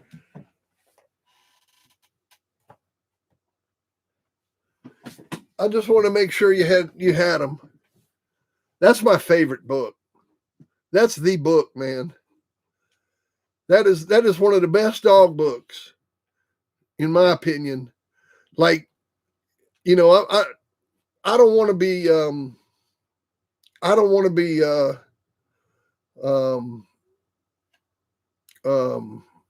what do you call it? Conceited. I don't want to sound bodacious. Nobody likes a bragger. But if I was you and I had a copy of Book of Game Dogs, it would definitely be in my top 5 books of all time. You know what the problem with T.L. Williams' books are? Is that he was prejudiced in saying who owned what dogs.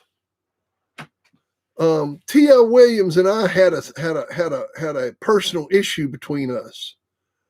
And when he wrote his books, he left my name out of my dogs. Like, he put my dogs in his book, but he'd leave my name off of them. So, T.L. Williams is a bitch, man. So, when he wrote his book, he was a bitch. So take a look in there and you'll see where when he put my dogs in there, he would put the wrong pedigrees. He'd leave my name off the pedigrees. And he's just an old bitch. Fuck him. And that book sucks.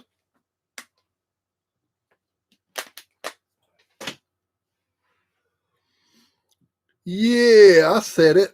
Fuck him. He only had one good dog his whole fucking life. That Grand Champion Badger dog or whatever. He never had shit after that. I'll tell you about one fucking dog he had. One dog. Been in the dogs 35 fucking years. Had one dog. Stole Your Friend and Mine from Pete Sparks. Never paid Pete Sparks for Your Friend and Mine. When he took Your Friend and Mine from Pete Sparks, Pete told me that himself, that TL never paid him for the magazine.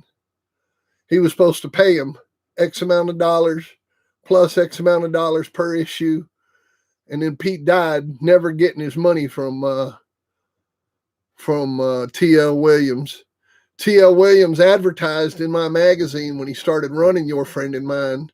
Never paid for his advertising. I mean, he's just a cheap, sorry, spindly, scaggly old man.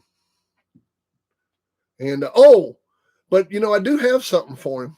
I got something for him right here. Yeah, right here. There's something for T.L. Williams. All righty. So there's my review of Braveheart and all the books that T.L. Williams has written.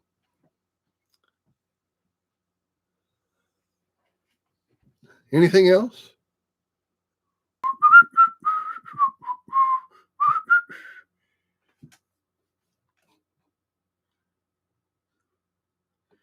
He's just a sorry motherfucker, man. Read his book. Read his book and you'll see how sorry he is.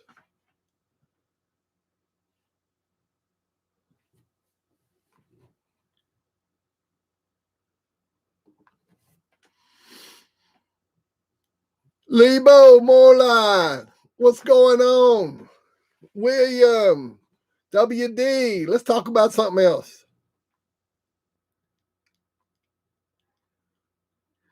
Well, you know why a lot of people won't talk to you? You know why they won't talk to you, Rack City? Because if they talk to you, you'll figure out that they don't know shit. You know? You talk to somebody long enough, you figure out they don't know a motherfucking thing. And if he had started talking to you, you'd have realized that you was talking to a blank page. Thank you, Chismo. Thank you very much. Thank you. Thank you. Thank you very much. Thank you, gentlemen. Elvis has now left the room.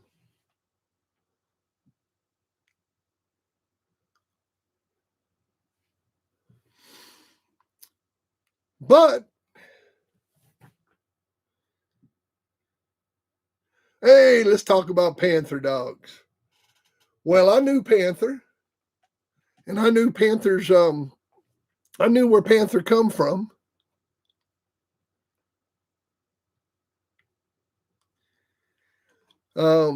Crenshaw was great competition, man. I mean, let's talk about Panther dogs, and then we'll get back to talking about going into sharp knives like James Crenshaw. So we'll get back to that question about Crenshaw. Let me highlight that and save it, because that's a good one, David. But I'm going to talk about Panther dogs since that was asked first. So, I knew Panther, and I knew Panther's family of dogs he come from. I knew the Mike dog. I knew Ben Calliope and all that midnight stuff down on the bottom that he come from. Rack City, thank you for joining. Appreciate that. Rack City now a member. Congratulations. Congratulations, Rack City. But I knew McGee's Panther, and he was a local terra. He was a local terra. I mean, if you had a 50-pound dog back in the 1900s, and you went near that Panther dog, buddy, you didn't have a good day. He was rolled a lot, and was appeared to be fantastic. He was campaigned in the hands of Ben Calliope. Barney Fife campaigned him. They matched him one time in the Boss Hog. I think Panther won in about 35 minutes. Dog he went into blew hot pretty much right away. And Panther curd him out in 35 minutes. That was the only time Panther was matched. There are stories that say that Panther was open and that people didn't want to go into him and shit like that. That's bullshit. That's bullshit. If a dog was truly open in those times, like you just said, hey, this dog's open at 50 pounds to anybody at any show, you could have got him hooked up.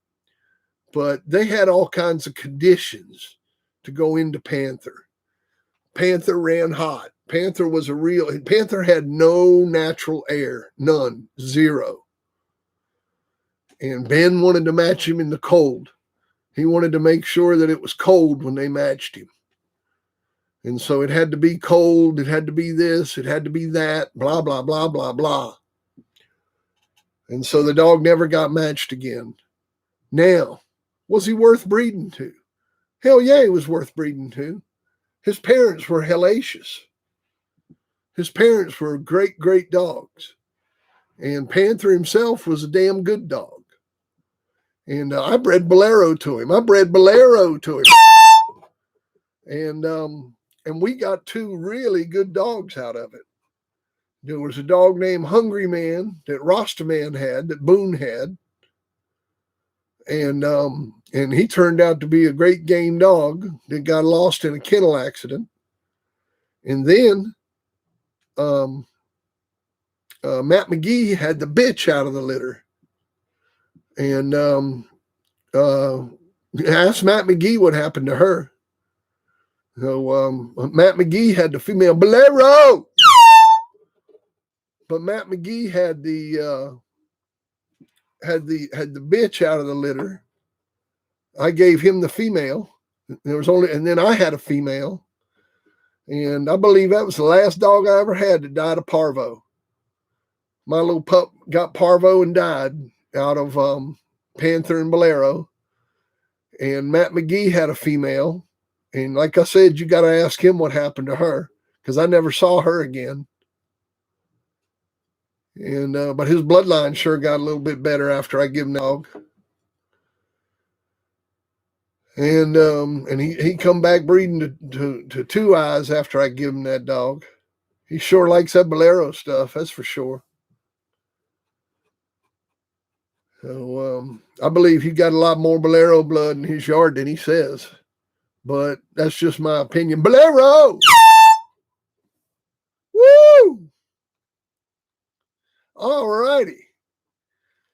So then Panther was sold. They sold Panther to some guys in Florida, I believe. Bolero! Woo! And they sold Panther to some guys in Florida or New York. It was either New York or Florida.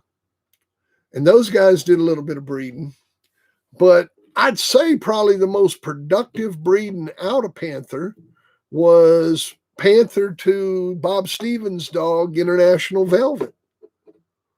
I mean, it appears that was probably one of the most Bolero, woo! But I believe that was one of the most productive breedings that was done with Panther.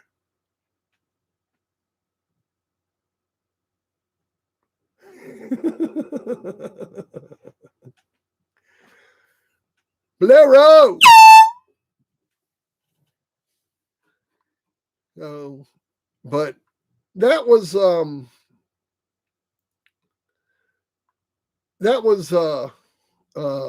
love Bolero.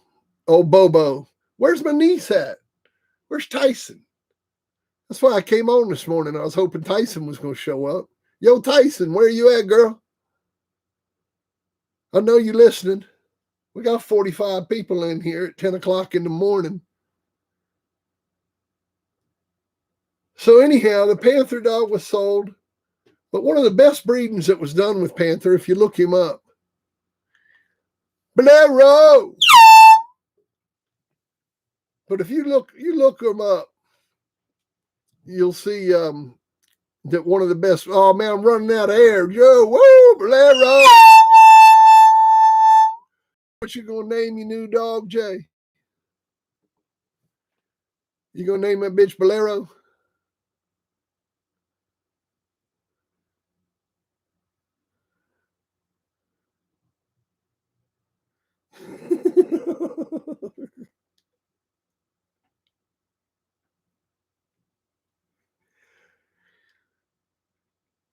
Bolero. All righty. So anyhow, the breeding of Panther to Bob Stevens International Velvet, I think it produced 2 grand champions. You have to go look at it. I'm not going to go and pull the pedigrees up and shit. Just go to McGee's Panther and take a look at the offspring and check out the offspring from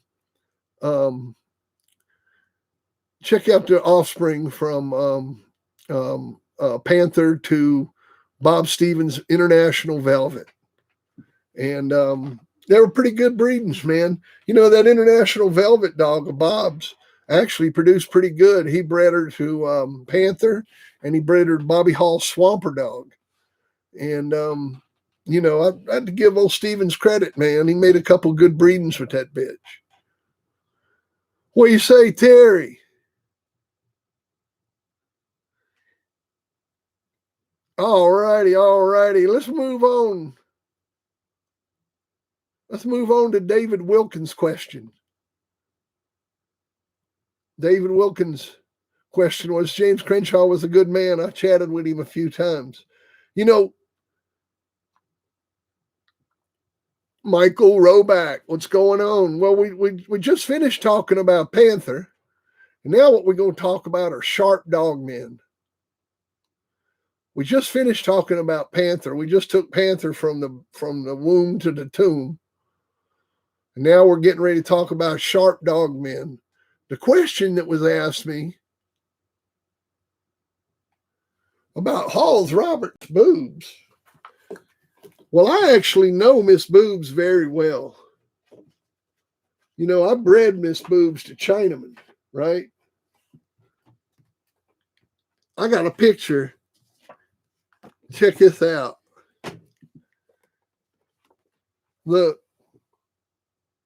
that's me with Miss Boobs at my house. That's Miss Boobs in my living room with sunglasses on. You see that picture? That's me and Bobby Hall's Miss Boobs.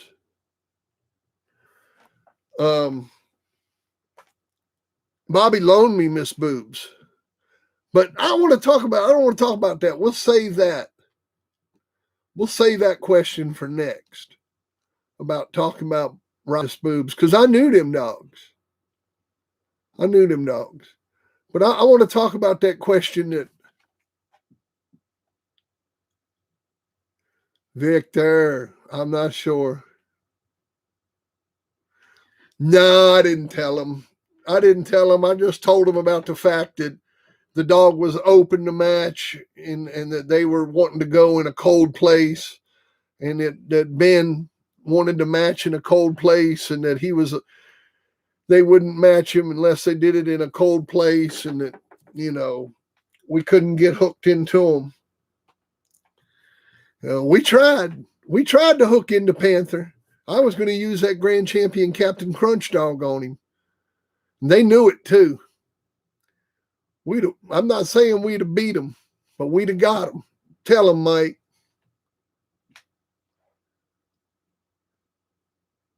I didn't want to brag, man. I didn't want to brag about chasing him down the street. Don't tell him everything. But what Mike's talking about is a friend of mine owned a meat packing company. And I offered to do the match in a fucking freezer. And they still wouldn't do it. I had a champion I was going to use against him. No, Deer Hunters champion Captain Crunch, I lost to him.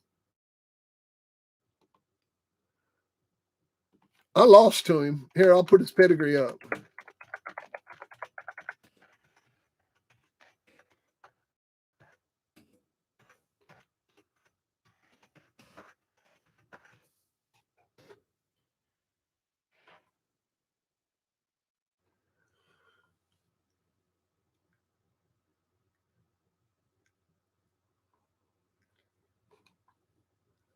Let's see here.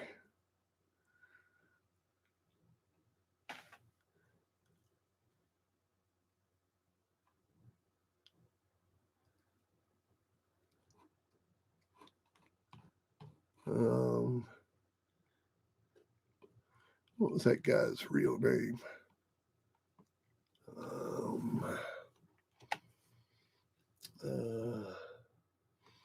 Shit, I can't remember his real name.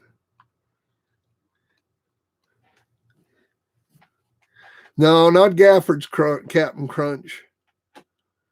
This dog was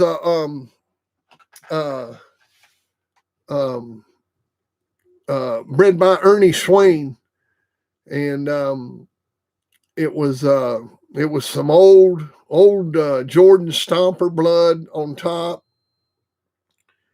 and just some old East Coast stuff. Yeah, I'm trying to find the pedigree on him, man.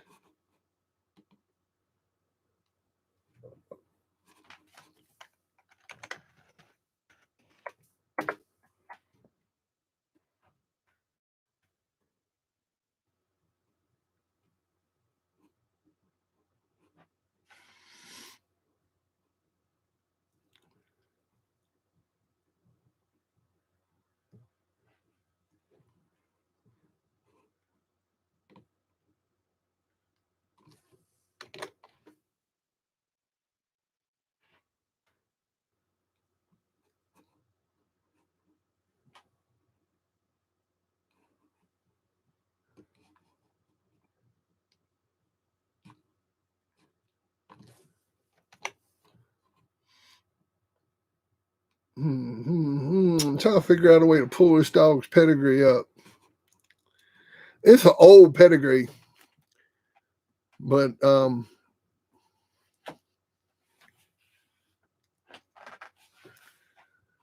yeah, it ain't bred nothing like what y'all are thinking about. It ain't none of that stuff.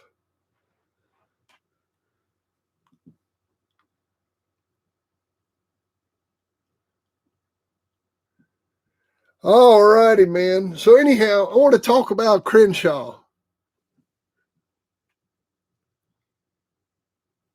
I wish I could find that pedigree on that dog. I'm trying to think how to pull it up because he's not on there.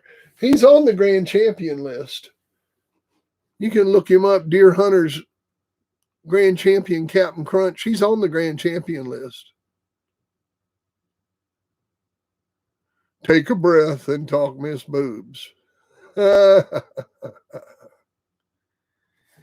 No, let's talk about Crenshaw. What I want to talk are people like Crenshaw. See, what they did was they sharpened. What do you say, past history? So the question was that he met James Crenshaw and that he was a good man. Well, here's the deal with people like James Crenshaw, Irish Jerry, Lester Hughes, David Tant, Don Brote, Ben Calliope, Harry Hargroves, Supernat, on and on and on. Here's the deal with all those guys. Yeah, they're good guys. They were good people. But, buddy, when you stepped over that wall with them, they were different people. They became one with their dog. And they would just do just about anything to win. And when you went into people like that, man, you got to hone your craft. You got to hone your craft, man. And you got to be able to figure out what you were good at and what you needed to work on. Because when you spent the night messing with those folks, you either were going home happy or you were going home trying to figure out what the fuck happened. And it was, usually a class act when you dealt with those people. There was no bullshit. It was always, win, lose, or draw. It was always a class act. And they good, classy people, man. Some of the best shows I ever went to was up at Lester's. Now, whenever me and Crenshaw went into each other, it was always a little excitement beforehand. There'd be a little maybe a little arguing, a little early this or that or whatever. Crenshaw liked that drama. He liked all that yelling and screaming and shit. And so when I went into him, I'd yell and scream back. I never would bow down to anybody in the dog game. Fuck them. I don't work for nobody. Nobody tells me what to do. James Crenshaw, Irish Jerry, Earl Tudor, any of these fuckers, man. Nobody tells me what to do.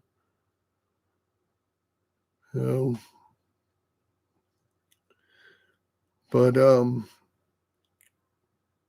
anyhow,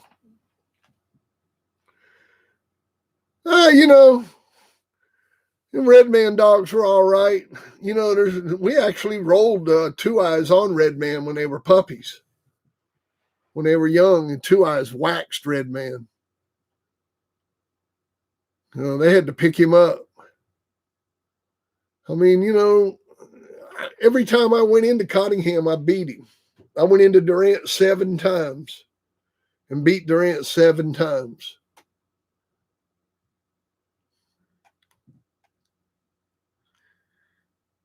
Yeah, we don't really like talking about Ed Crenshaw in here, man. He talked about my man Maurice Carver. Fuck Ed Crenshaw.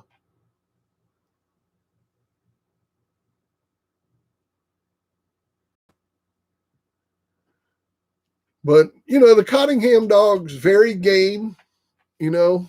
I mean, when I'd beat Durant, usually we'd beat a game dog. But but Durant never beat me. Like I said, I went into him 7 times. Now his brother, I lost to his brother twice. I went into his brother twice and got beat both times. His brother was a bad dude, man. His brother had a hell of an eye for bulldogs, but he's passed away. He got cancer and passed away.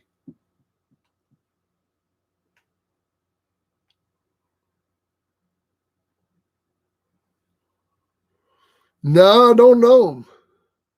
Uh-uh.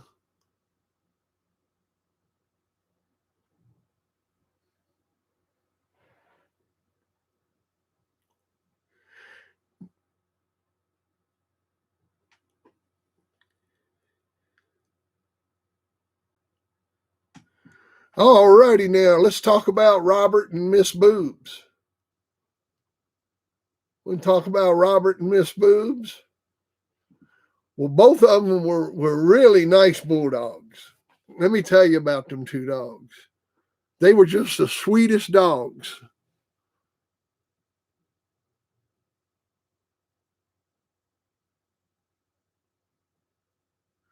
Yeah, man, that's such bullshit. Look, didn't nobody ever say any of that shit when Carver was alive. There wasn't none of that talk when Carver was alive. Crenshaw started saying all that shit after Maurice was dead.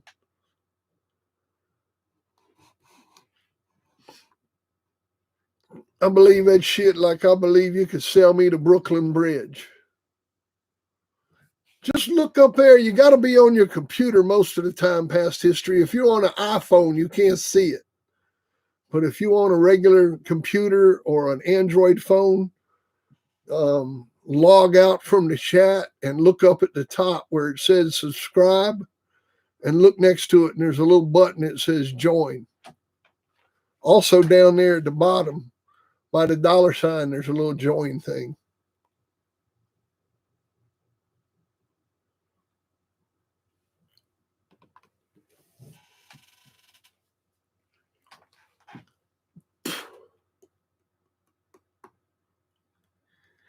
Yeah, a lot of times you got to use your laptop, especially if you're on an Apple phone. And like I said, just join the bronze level. Just join the bronze level. I send everything out bronze or higher. I mean, I appreciate it if you join the gold level. I mean, if you got it like that, join. I sure do appreciate the gold members. I actually call the gold members on the phone at least like once a month, once a week. I try to call you on the phone and like, yo, what's up, gold member? But yeah, gold members get phone calls, fucking phone calls. Wee. uh, well, I matched into Cardenas' shorty. Yeah, you didn't know that, did you? Yeah, I drew a forfeit off of Cardenas' shorty. So, 99 a month, pack cigarettes. For the bronze membership, it's $5.99 a month. No, yeah, it's $5.99 a month, man. And we're going to start doing member only chats. Matter of fact, I'm probably going to do one tonight. I was going to do one last night, man, and I got fucking around looking at fireworks. And then when I got back in the house, I was like, I was pretty tired. I ended up not getting online. I watched that movie, Tomorrow War. Have y'all seen that movie on Prime, The Tomorrow War? Pretty good flick. If you like science fiction, it gets a little slow in the middle.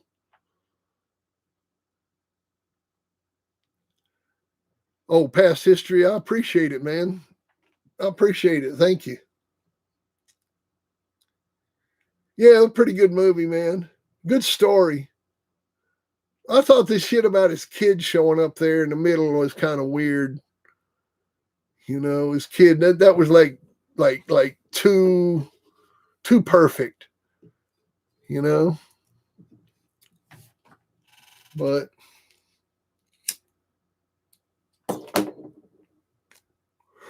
I mean, 500,000 people left on the earth, and his kid's one of them, and she invents the shit to save the planet.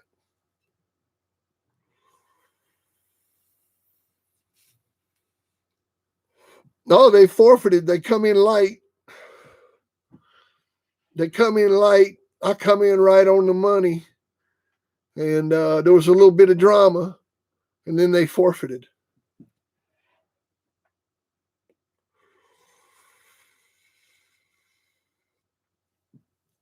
Oh, I had the biggest 46-pound dog they ever seen in their lives. And I done 1-2 with him. I done beat 2 champions with him. I was getting ready to beat my 3rd champion with him. And they knew it too. I had that storm dog. You ever seen that storm dog? Well, you talk about a good looking fucker now. Let's see here. I might have a picture of him laying around here. Yeah, there he is. That's the dog I matched into Cardenas' Shorty, and they forfeited. Look at a leg on that sucker. 46 pounds of bulldog right there. I beat Cottingham's champion Snooty, and I beat Tant's champion Rambo with him. He was a beautiful dog, man. I beat Cottingham's champion Snooty with him in an hour and 45. And then I beat Tant's champion Rambo with him in an hour and 55. 46 pounds. David, Storm. This is the dog that got the forfeit from Cardenas' champion Shorty. I'll put his pedigree up. Hang on a second.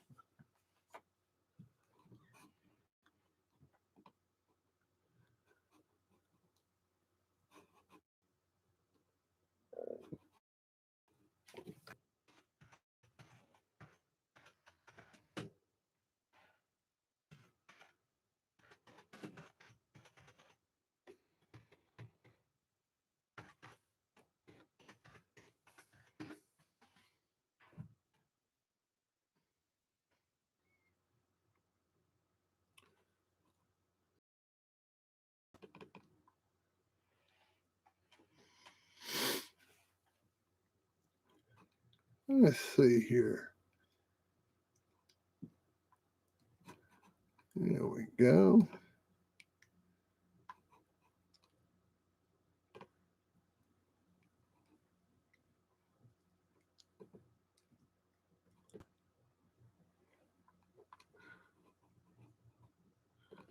Now you talk about some funky breeding.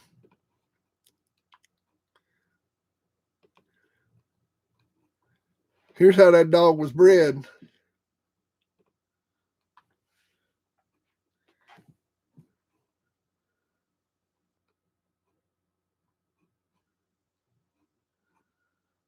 Well, I mean, my take on Ricky Jones as a dog man is that, at one point he was one of the best.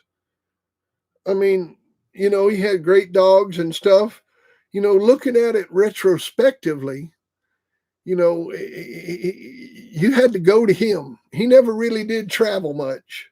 He traveled with Sandman into Buck, but that was more like meeting halfway. He still really didn't travel with that one because him and STP met halfway.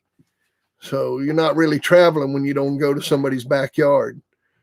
But most of Ricky's, I'd say like 95% of his matches were right there in the same building he was conditioning in. And, I never matched at my place. Even when I put on a show, we traveled. You know, my shows would be an hour from the house, hour and a half from the house. We never put on a show in the backyard. We'd always travel.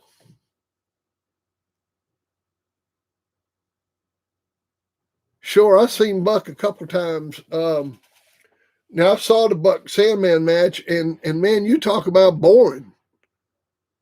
That was 2 weeks after my I had matched grand champion Bronson into that 2-time winner header, and that had gone 3 hours and 9 minutes of action at an 18 match convention. I took best in gamest in show, and but at the Buck Sandman match, it was so boring. We went inside and watched TV and got high. It was at somebody's house. So, Bolero! Woo!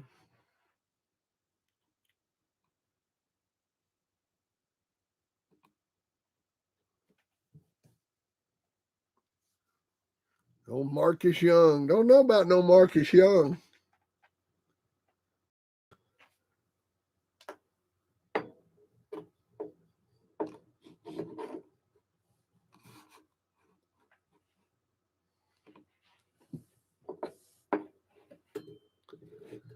Yeah, I don't know about no Marcus Young.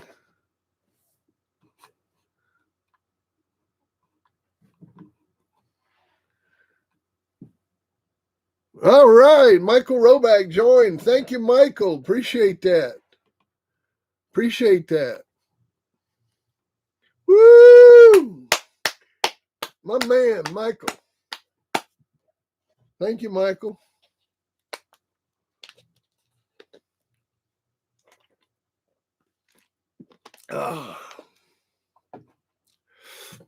Michael, what you want me to talk about? What you want to talk about, Mike? Mike got a lot of history. Young's bad man. Don't know him. All right, past history. Woo! New members. I think I'm going to get off here in a minute and go work on a member video. Woo! Yeah, I think I'm going to get off here and go work on a member video. Yeah. It's time for me to go produce stuff. Bong hit. Yeah. Bong hit. That sounds good. Bong hit, bong hit, bong hit, bong hit. Bong hit, bong hit. I'm going to have to grind up some weed. I'm going to have to grind up a little weed.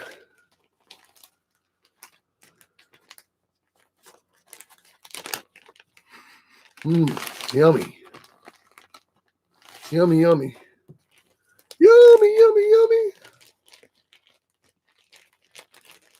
This bud here is brought to you by my friend Brad. Here in Virginia, we all give weed to each other. And my friend Brad gave me this.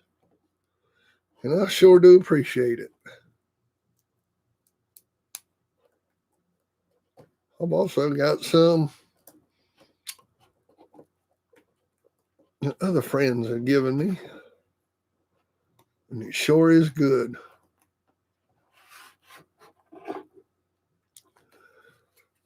Yeah, I don't know, man. Hit refresh. Hit refresh past history.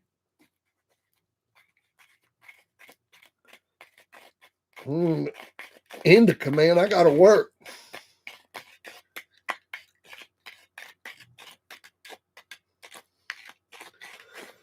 Yeah, I know a little about handicap. I know that fucking Randall wouldn't breed the dog, and was a pain in the ass. The owner of handicap was a pain in the ass, man. You know, I see your picture. I see your picture next to your name. Past history. It's right there.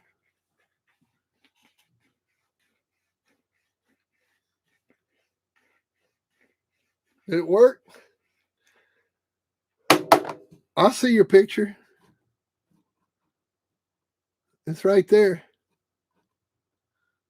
Can y'all see past history's picture next to his name?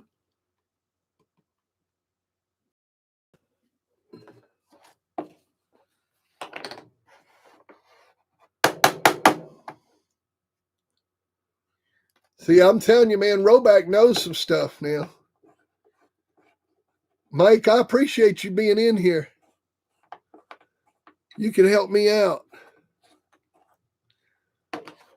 Y'all, Mike is a member of the Dixieline Connection. Just to let you know who he is. He is a true member of the Dixieline Connection. Let me introduce you to Mike. Mike has a dog of mine. He's a dear, dear friend of mine.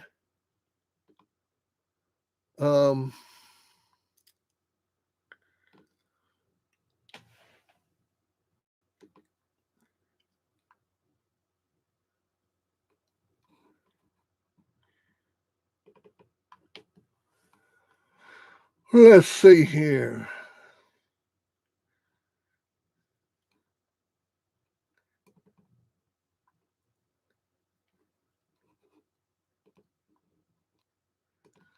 There we go.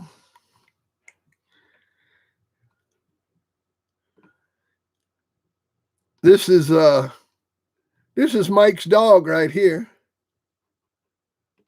That's Mike's dog.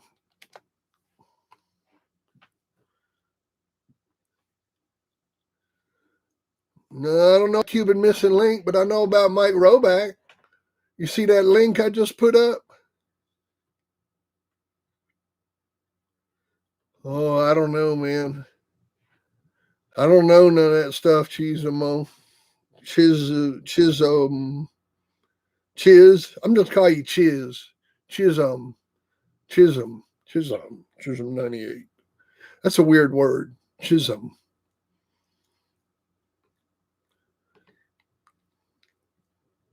Yeah, whatever happened to him? He's missing. Cuban missing link is missing. Where'd he go?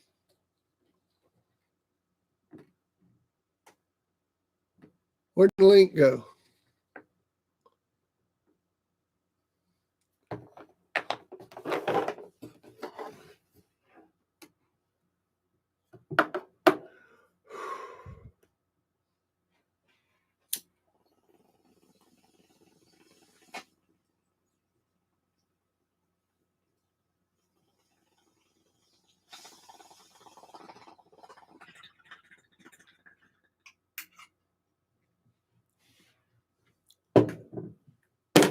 Bung it.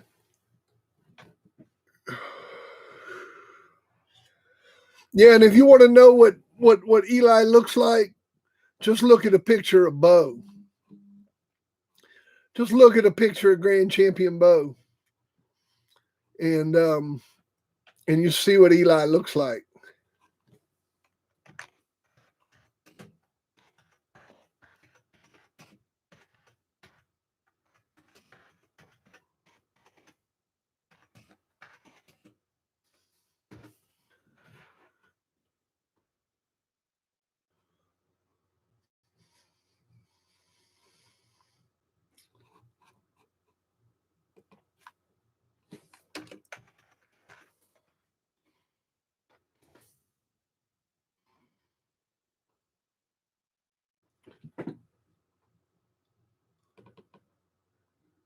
Let's see here.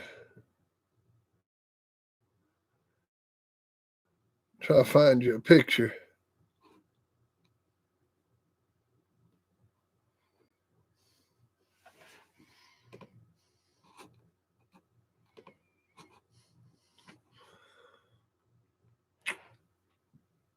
Yeah, that's Mike's dog. If you want to see a picture of him, well, not a picture, but what he looks like.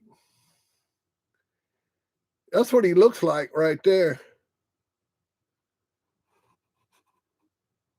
He looks like Grand Champion Beau. Friend of Eli, what's going on? Hunt Down Kennels, what's happening?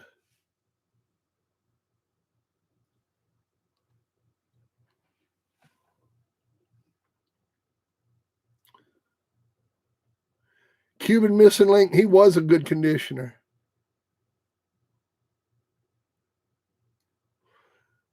I've seen him go. Shorty Cowboy or Cadillac Jack. Woo, those are both good dogs, man. I think I'll take Cadillac Jack. I think I'll take some of that old cowboy stuff through Cadillac Jack.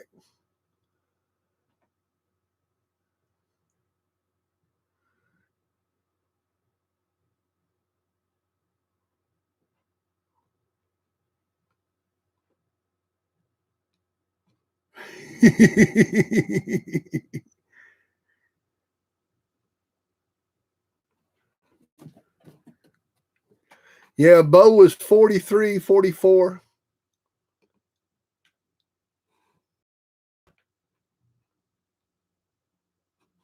And Roback got his clone, man. He got a clone of him.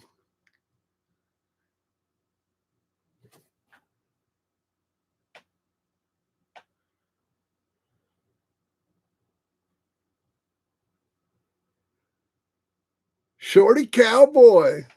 Now, I like them Shorty Cowboy dogs. The only reason I didn't pick them is because the way they're built. You know, man, I'm big on straight legs and shit. And I'm big on structure. And I don't know the attitude of either dog towards people. You know, I never really got around either one of those bloodlines. So I couldn't tell you, you know, whether I like, you know, being around either one of the dogs. So my choice, the way my brain was working, was I like both bloodlines, and I sure did like Toogie Cochran, but them Shorty Cowboy dogs, man, they just built, they just not built like I like. You know, I like, this is what I like right here. That's what I like. Straight legs. See that? That's what I like. Straight legs.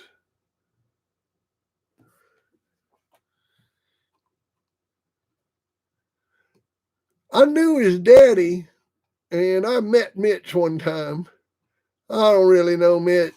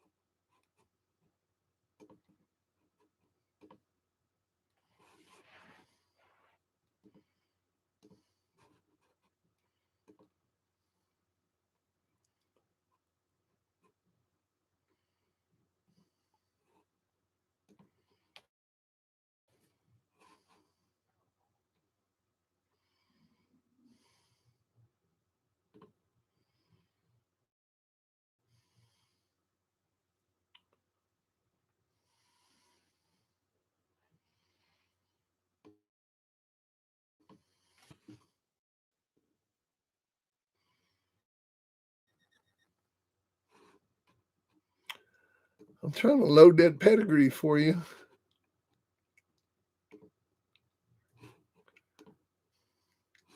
Look, I'm going to end up dropping this damn channel trying to load that pedigree. I wish I had a moderator on here that would do that for me without me dropping this channel. I'm going to end up dropping this channel trying to load your pedigree. So I'm not going to do it. I'm going to stop doing what I'm doing because I'm going to end up fucking up here. I hate navigating this thing. Okay, let's get back to the chat.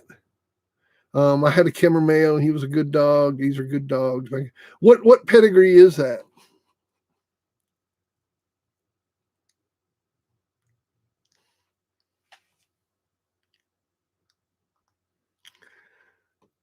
Oh yeah, they'll bow out, man, and I can't imagine. I imagine some of the stuff with the Boyle stuff is bowed out because the Boyle stuff's got them funky legs too.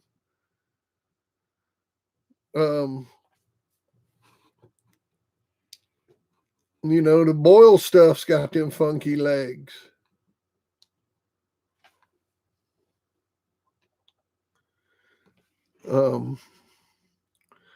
What are your thoughts on Termite? Well, I've seen Termite go 3 times with my eyes. I've seen him with my own eyes go 3 times, right? I saw him beat Harry Hargroves when he went out the first time. And I seen him beat James Crenshaw when he beat, I forgot what dog it was, but I saw that one. And I was there when he won his last one. And my break is about to finish. Okay, past history, you take it easy, man. Thanks for dropping by.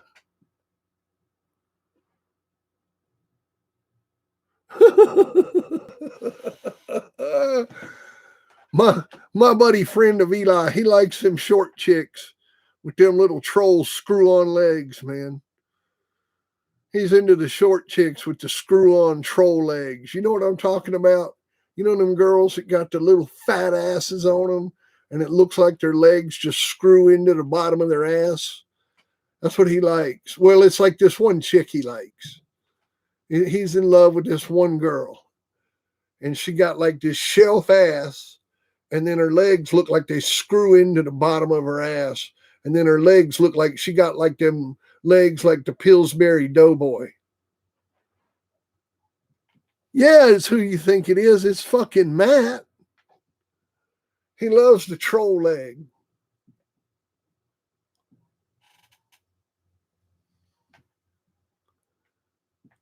He loves it.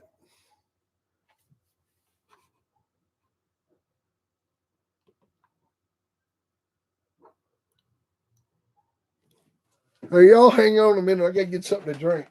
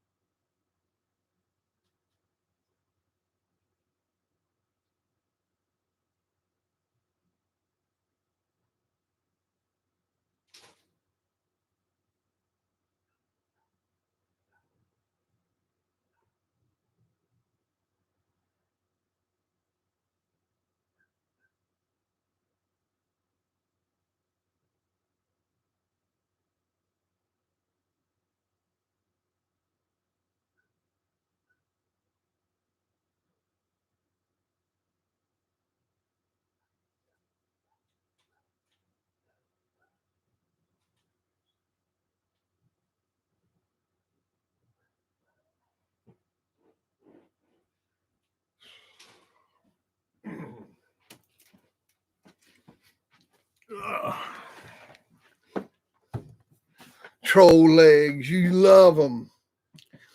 You love the troll legs. Man, I'm going to have to roll here in a minute now. I've been on for 2.5 hours, and I meant to get on and drink a pot of coffee and get the hell off.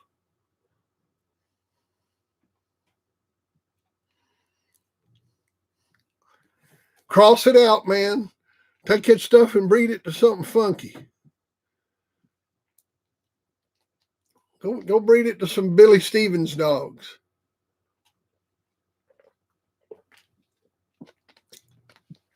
Find you some TDK dogs. Breed it to that.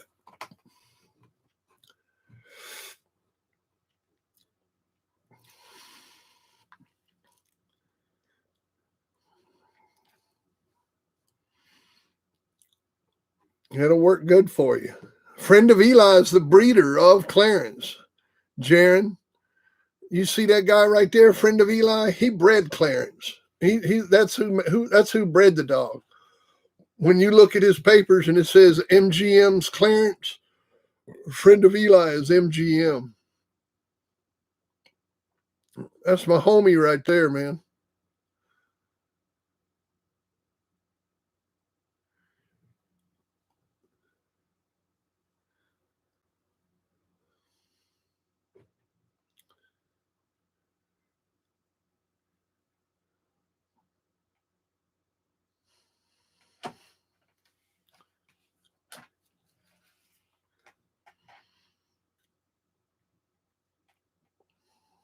Oh yeah, man. I gotta get off of here.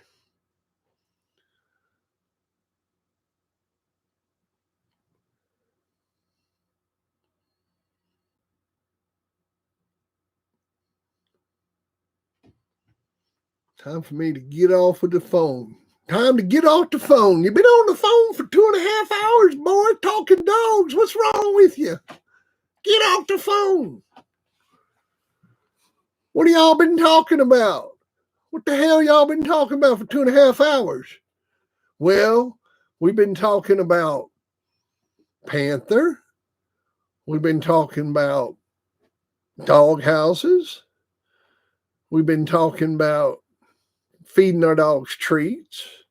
I know all y'all feeding your dogs treats in the morning now. You know, you get up in the morning and feed them babies some treats. Some boiled eggs or some biscuits or, walk around with a loaf of bread. And then we talked about, yeah, gotcha. And, oh man, I forgot. Nah, it was more like the 5 count, man. It was more like a 5 count. Like a 5 count, you know? More like 5. He got about halfway across, and then he stopped right in the middle of the box. Right? He stopped right in the middle of the box, and he stood there, and the referee's counting, and it got to about 5, maybe 6. And then Rasta Man moved. He said something or moved or did something, but he moved. And when he moved, Termite went. And that was his scratch. And then another handle to go. And Big Joe took the count, man. And it was written up in the Game Dog Times just like that. I mean, all you got to do is read the magazine.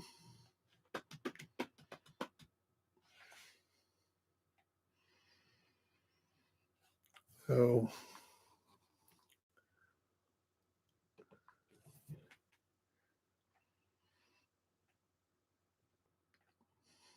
I mean,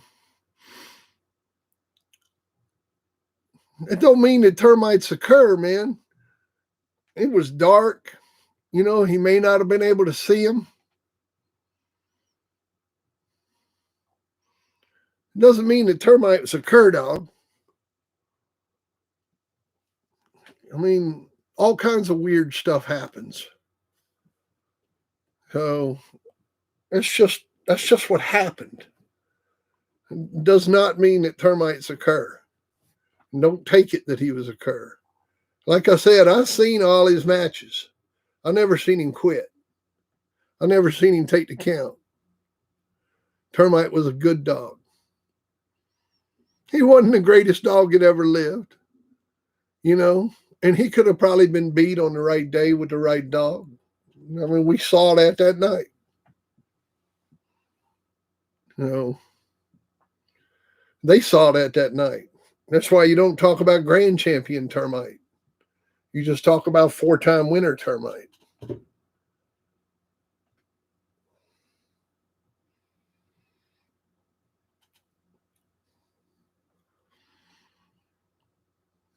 Right?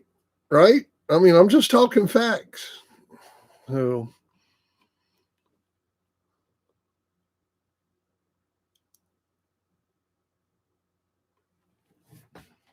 so but, you know, he produced well. Time goes on. They bred him.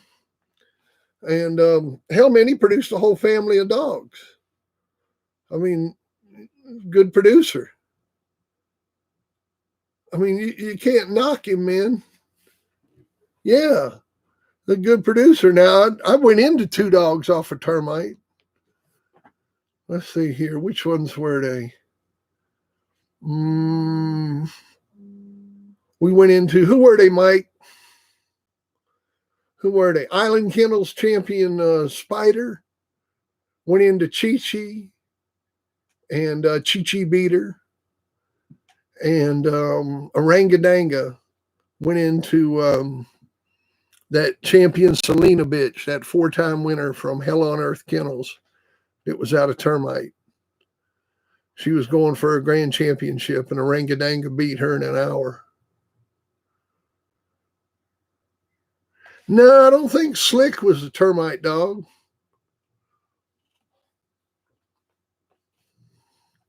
He was a Rodney dog. He was down off that grand champion Rodney dog.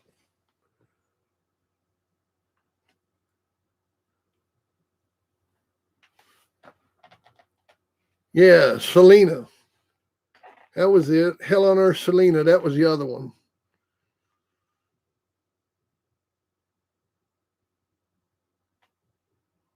But they did good before they hit that wall.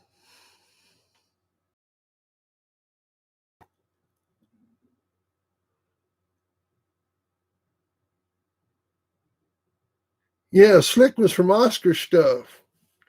From that Rodney, that Latin boys Oscar. No, that's who owned the dog, was Oscar.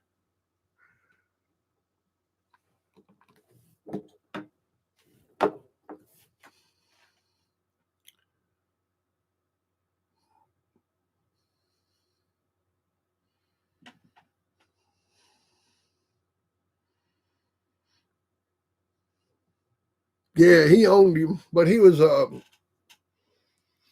he a Termite dog?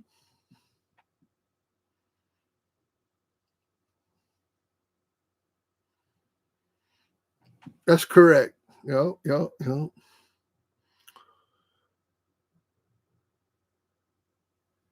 No, never seen Champion Orca go.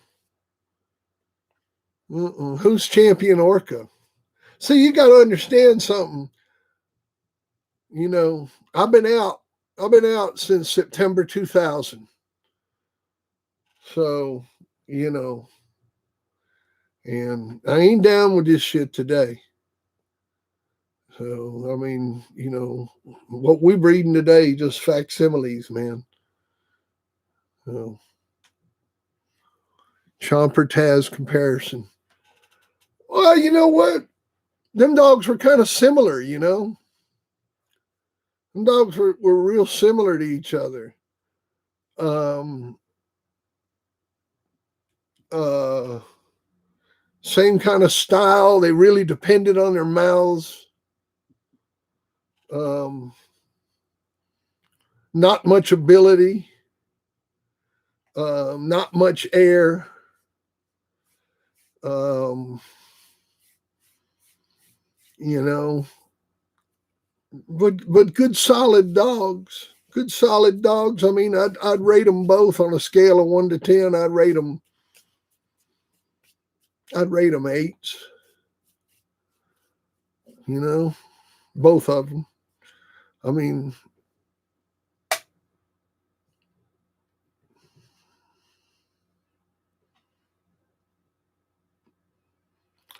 you know, if Chomper had been game, he'd have been a 10. And if Taz hadn't looked so bad in his last one, because I think Taz was just as game as Chomper.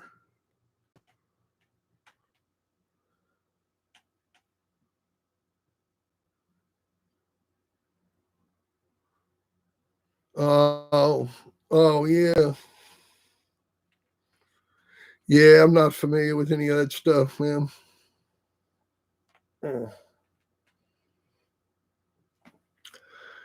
Well, that Wells Oscar was a pretty good dog. We bred to him. We got a champion out of him. That champion, what was his name? I got to look it up. Champion Whiskey Burt, maybe, was his name.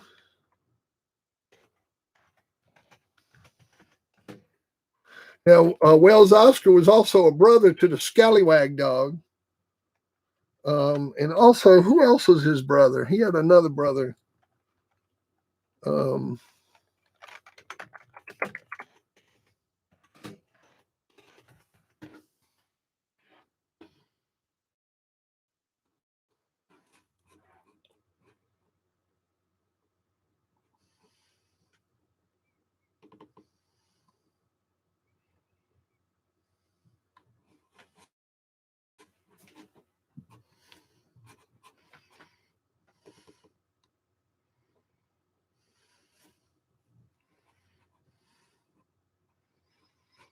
Let's see here.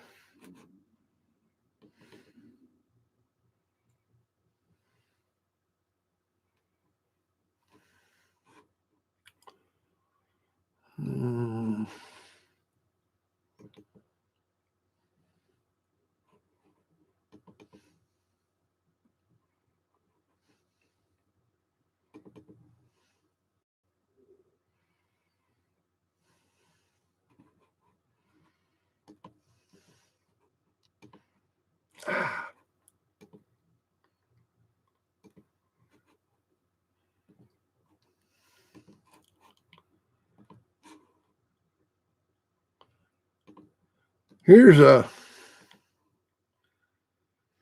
a granddaughter of Oscar. Now that's the granddaughter of Oscar.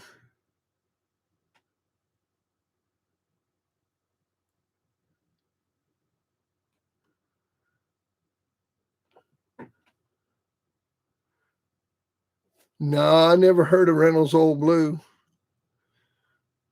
Yo, only in America Kennels. What's going on, man? Now there's, you talk about the Oscar blood. There's an Oscar dog right there that you can look at. That's a Register of Merit. That's a granddaughter of Oscar.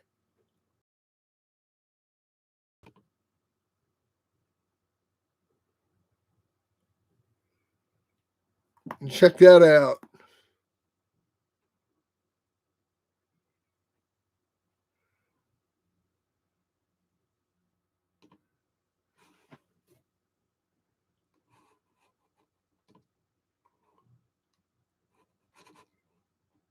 But what I'm looking for is there was a champion.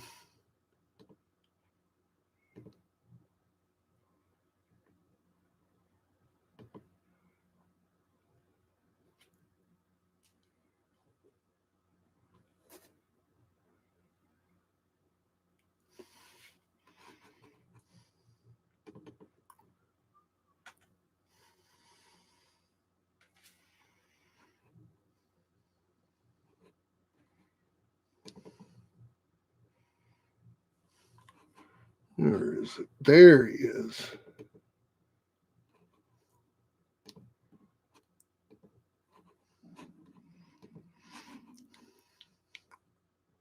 And here's a champion that we got right out of Wells, Oscar. And that dog, that dog right there, he whipped that Champion Smoking Joe dog. That Whiskey Burt dog.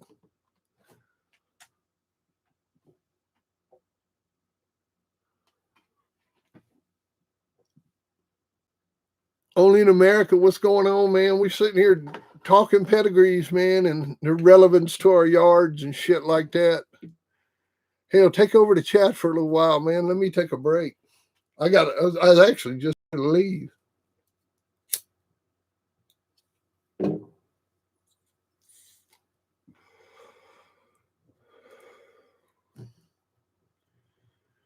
I had a son of Black Tasmanian. I had that Paz, whatever his name was, from Steve Gregory. A dog right off of Black Paz.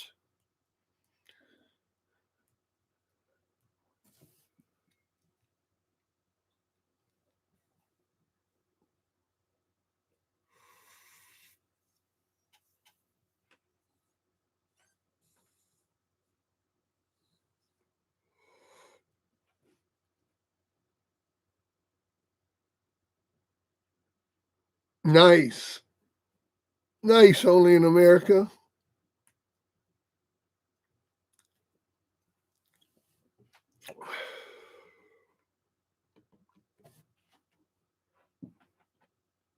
That's pretty cool, man. I never got to meet Elmer Reynolds, man. Funnily enough, carried the same last name. I never spoke to him.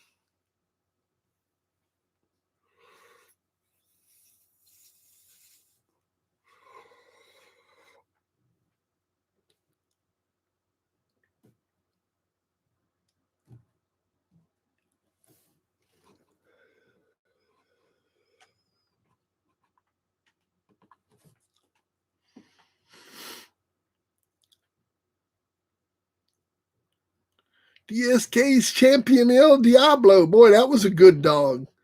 What happened with him? Something weird happened with that dog. That dog gets stolen or sold or...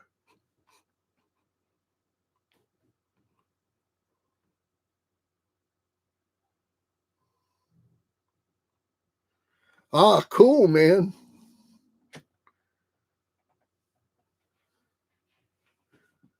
I'll bet that was a fun trip. Yeah, I don't know what the name of the dog was. I don't think it was Zach. He was a 2-time winner we bought from Steve Gregory off of Tasmanian and paid big money for him, too. His name wasn't Zach, though. I think it was... I can't remember, man. It wasn't Zach, though. He was a 2-time winner. Was supposed to be.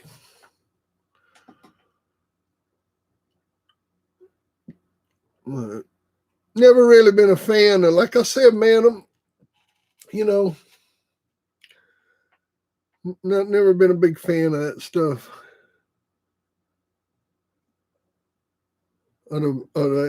That type of dog, man, is built like that.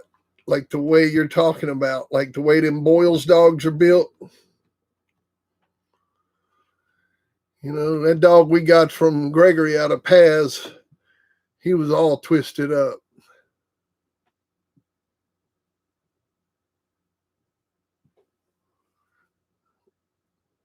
Ah, man, that's cool.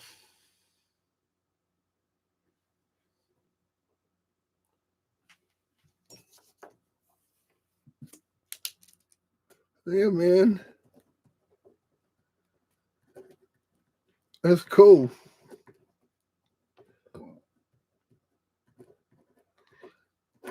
Hey, so did y'all see where we auctioned that collar off from Floyd last night? I mean, not last night, night before last. We did the auction with the Floyd collar.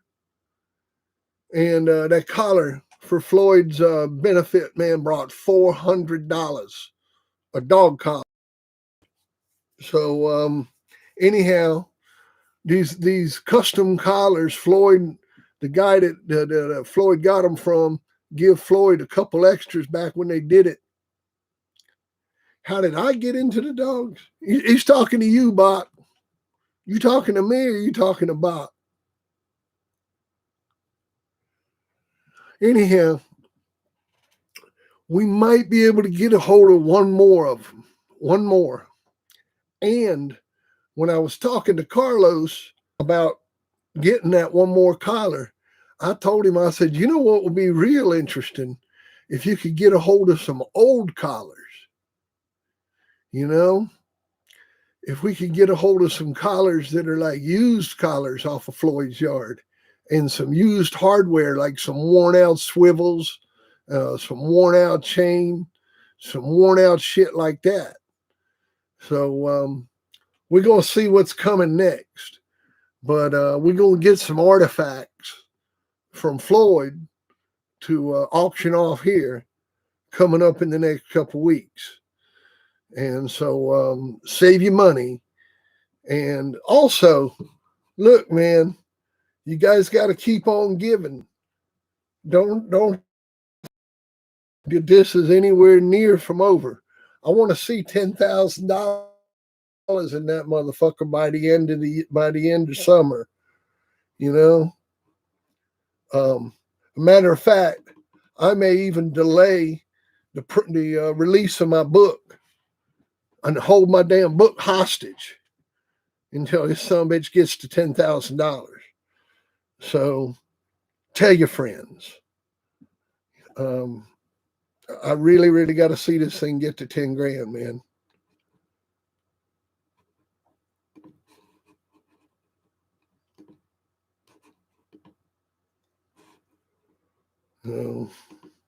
Yeah, well, we need to do more, man.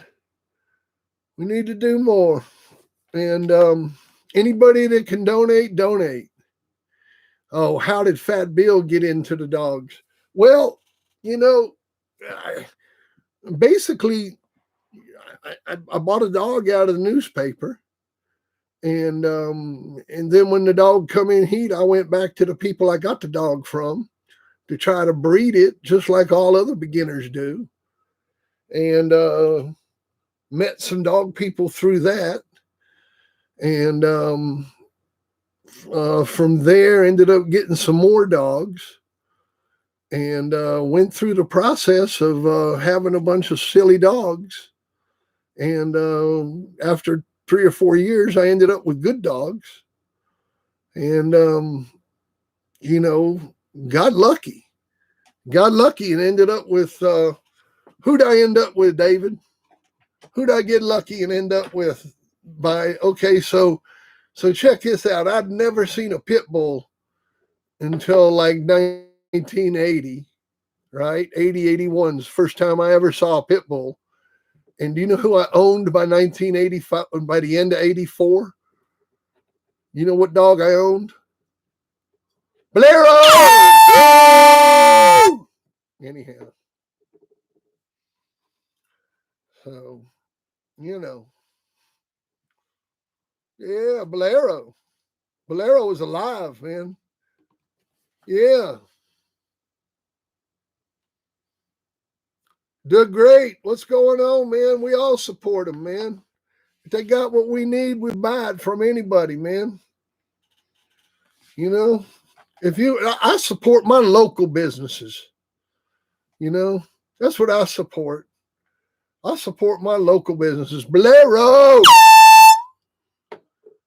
You know, I support my local businesses to great. And if that happens to be a black-owned business, well, God bless them.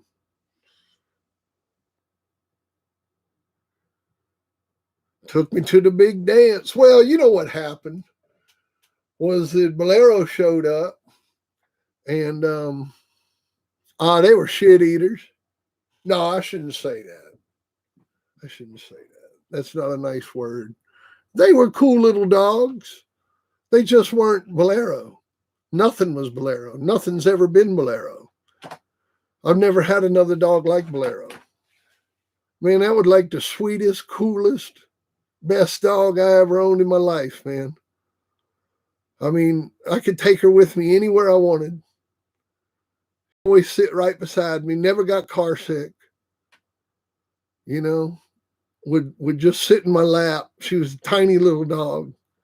And I took her with me lots of places all the time. Bolero! I've got tons of photographs of her. I took pictures of her. I probably got more pictures of her than I got of my kid. Bolero!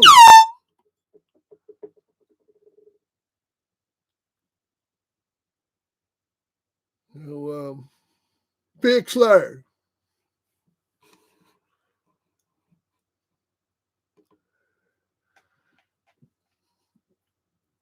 And anyhow, I feel about Bolero like only in America does about Tyrone. But I just got lucky. And then just bred down from that. And I'm not saying that stuff is any better. Take it easy, man. And I'm not saying that stuff is any better than anybody else's shit. You know, whether it's, you know, today or then or later, but it just ended up being my shit. Just like it ends up being his shit, or one day it's your stuff. You know, everybody always ends up with that one dog that they just treasure, man. And but you know, like I said, I've changed a lot, man. You know, I look at all my dogs today like I looked at that one dog then. You know, back then I looked at Bolero like more like a pet than I did a match dog. You know, when I matched her, you know, it was scary. I mean, I have to admit, man, I'd get scared when I matched her. You know, it was scary. See you, Bot. Come on back, man. Yeah, man. You know, I'd get scared. Like most of the time when I'd match a dog, you know, I wasn't attached to it like I was her. And so, you know, there wasn't that fear of a friend, you know, something happening to it. And, you know, the fear I got today is that, you know, if one of my dogs got loose and they got in a yard accident or something, you know, I mean, that's really the only fear I got now. That's why I keep them in kennels. I have a lot of luck with kennels. I raise them in the kennel and they respect the kennel. I put more faith in that chain link than I do a chain. You know, they seem to be pretty good in there. But it's just you know, I guess probably don't want to go off on all that, how I feel today and all that crap, but just take good care of your dogs, man. You know, don't try to do some crazy shit that gets you in trouble and try to reenact the past or whatever, you know, because this shit just gets you locked up now. I can tell you all about getting locked up. Y'all want to hear a prison story? Hey, how about a prison story? Y'all want to hear about like the day I showed up when they locked me up for dog fighting? You know?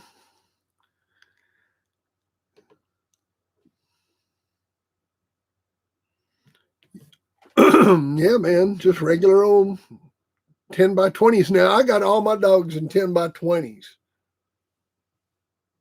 You know, I got all my dogs in 10 by 20s. I don't, of course, I only got 5 dogs, you know. Yeah, it's not even strong wire. It's like raising a little elephant, you know. You If you start them out in there, they respect it. Shoot, man. They can come out there anytime they want.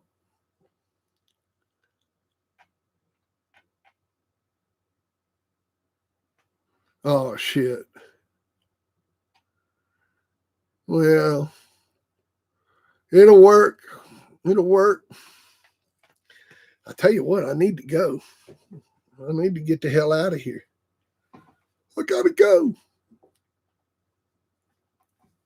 I gotta run, man. I gotta run. I got some shit I gotta do. Oh.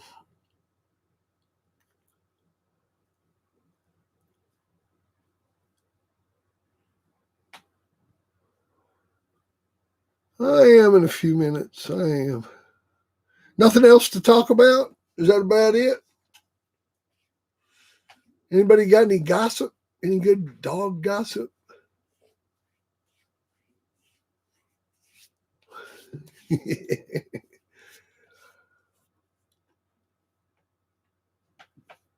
No good dog gossip? Well, all right then. I'm going to go ahead and sign off because I do got a lot to do. I got to cut my grass today. So, but with this new law, I can sit here and smoke weed and talk to y'all and shit. I can sit here and talk all day.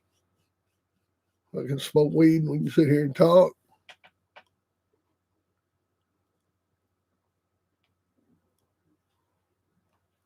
Hey, Rack Jr., the big Cochise fan. What's going on, man?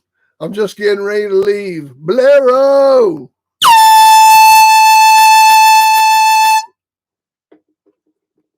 Man, drive your dog crazy. All right, guys. I'm getting ready to roll.